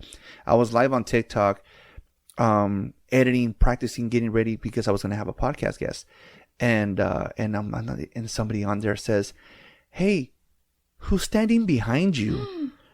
I was like, I was so fucking freaked out. Oh my God. I was so freaked out so now I like this new setup, because if they're standing behind me, I'm gonna feel it. yeah. But anyways, that take away from your son, that's awesome that Yeah. he's telling you, hey. And we've tested it, like, so the lights in our hallway flicker sometimes, only sometimes. And like I said, it's been years, so they're not going out. And last time I told my daughter-in-law, I said, hey, I was like, he's been messing with me with the lights. And she was like, really? And I'm like, yeah. And I was like, let's test it. And I was like, I'm going to go shower. I'm like, but let's just test it real quick, right? So I'm in the hallway, like in between my room and the hallway, right? And then I was like, Johnny, if it's you, show Blue that it's you right now. Sure enough. And me and her were like, what? And she's like, no freaking way. Like, she's just like, oh my God. Like, yeah. But we all feel him around us all the time. And if you go in our home, I mean, our home is like pretty much like a museum of Johnny. his pictures, things he's made. Like, yeah. So, yeah, he's very much alive. Very much alive in our That's home. awesome. Yeah. That's awesome. Well, we've been at it for over 2 hours. Oh my gosh. I think my brothers are the only ones that pushed the envelope. You're right there, up with the greats now, on lengthwise. But I mean, before I cut you off, is there any last words? Anything else you want to say? Any share? You want to share any social media for the awareness? So I did start. I haven't started my own organization because I just feel like I'm not there yet. Like Right. to dedicate the time. Sometimes I still get really into my emotions, deep in my grief, But I did start one, and it's Johnny Strong community. That's like a new page I started for him, just for like to post like fundraisers I'll be doing, Okay. and stuff like that. My regular one is determined_fitness, and I don't know. I'm kind of like, I don't know. I don't know what my last words would be. Actually, no. If you are a parent out there and you have lost a child, and I know at the moment it seems like you can't get out of this, like I promise you that you can. I promise you. I was there once, and I promise you that you can get through it. Yeah. You can. I believe that sorrow and joy coexist. So you can get through it. Si se puede. That's what I Sí heard se from other puede. episodes. Yes. So. Well, really quick, let's shout out the sponsor. This episode was sponsored by SolarX Insurance. Fast, friendly, and affordable coverage. Need an SR22. They can help you ride a motorcycle covered. Already have insurance. They have options. SolarX helps all drivers no matter the situation. Call 877-736-4719. That's 877-736-4719 and get back on the road with confidence. Shout out to my boy Juan. I've known this guy since high school. And if there's nothing else, Martha, like I end every podcast, thank you for riding with me. Thank you for having me, and thank you for letting me share my story, my journey, and keeping my Johnny alive. No problem. Anytime. We got to get your dad on next. Okay. Bye. Thank you for listening to Ride With Me, the Flat Tire Indie Podcast. You can also listen to us on iTunes, Spotify, and Podbean.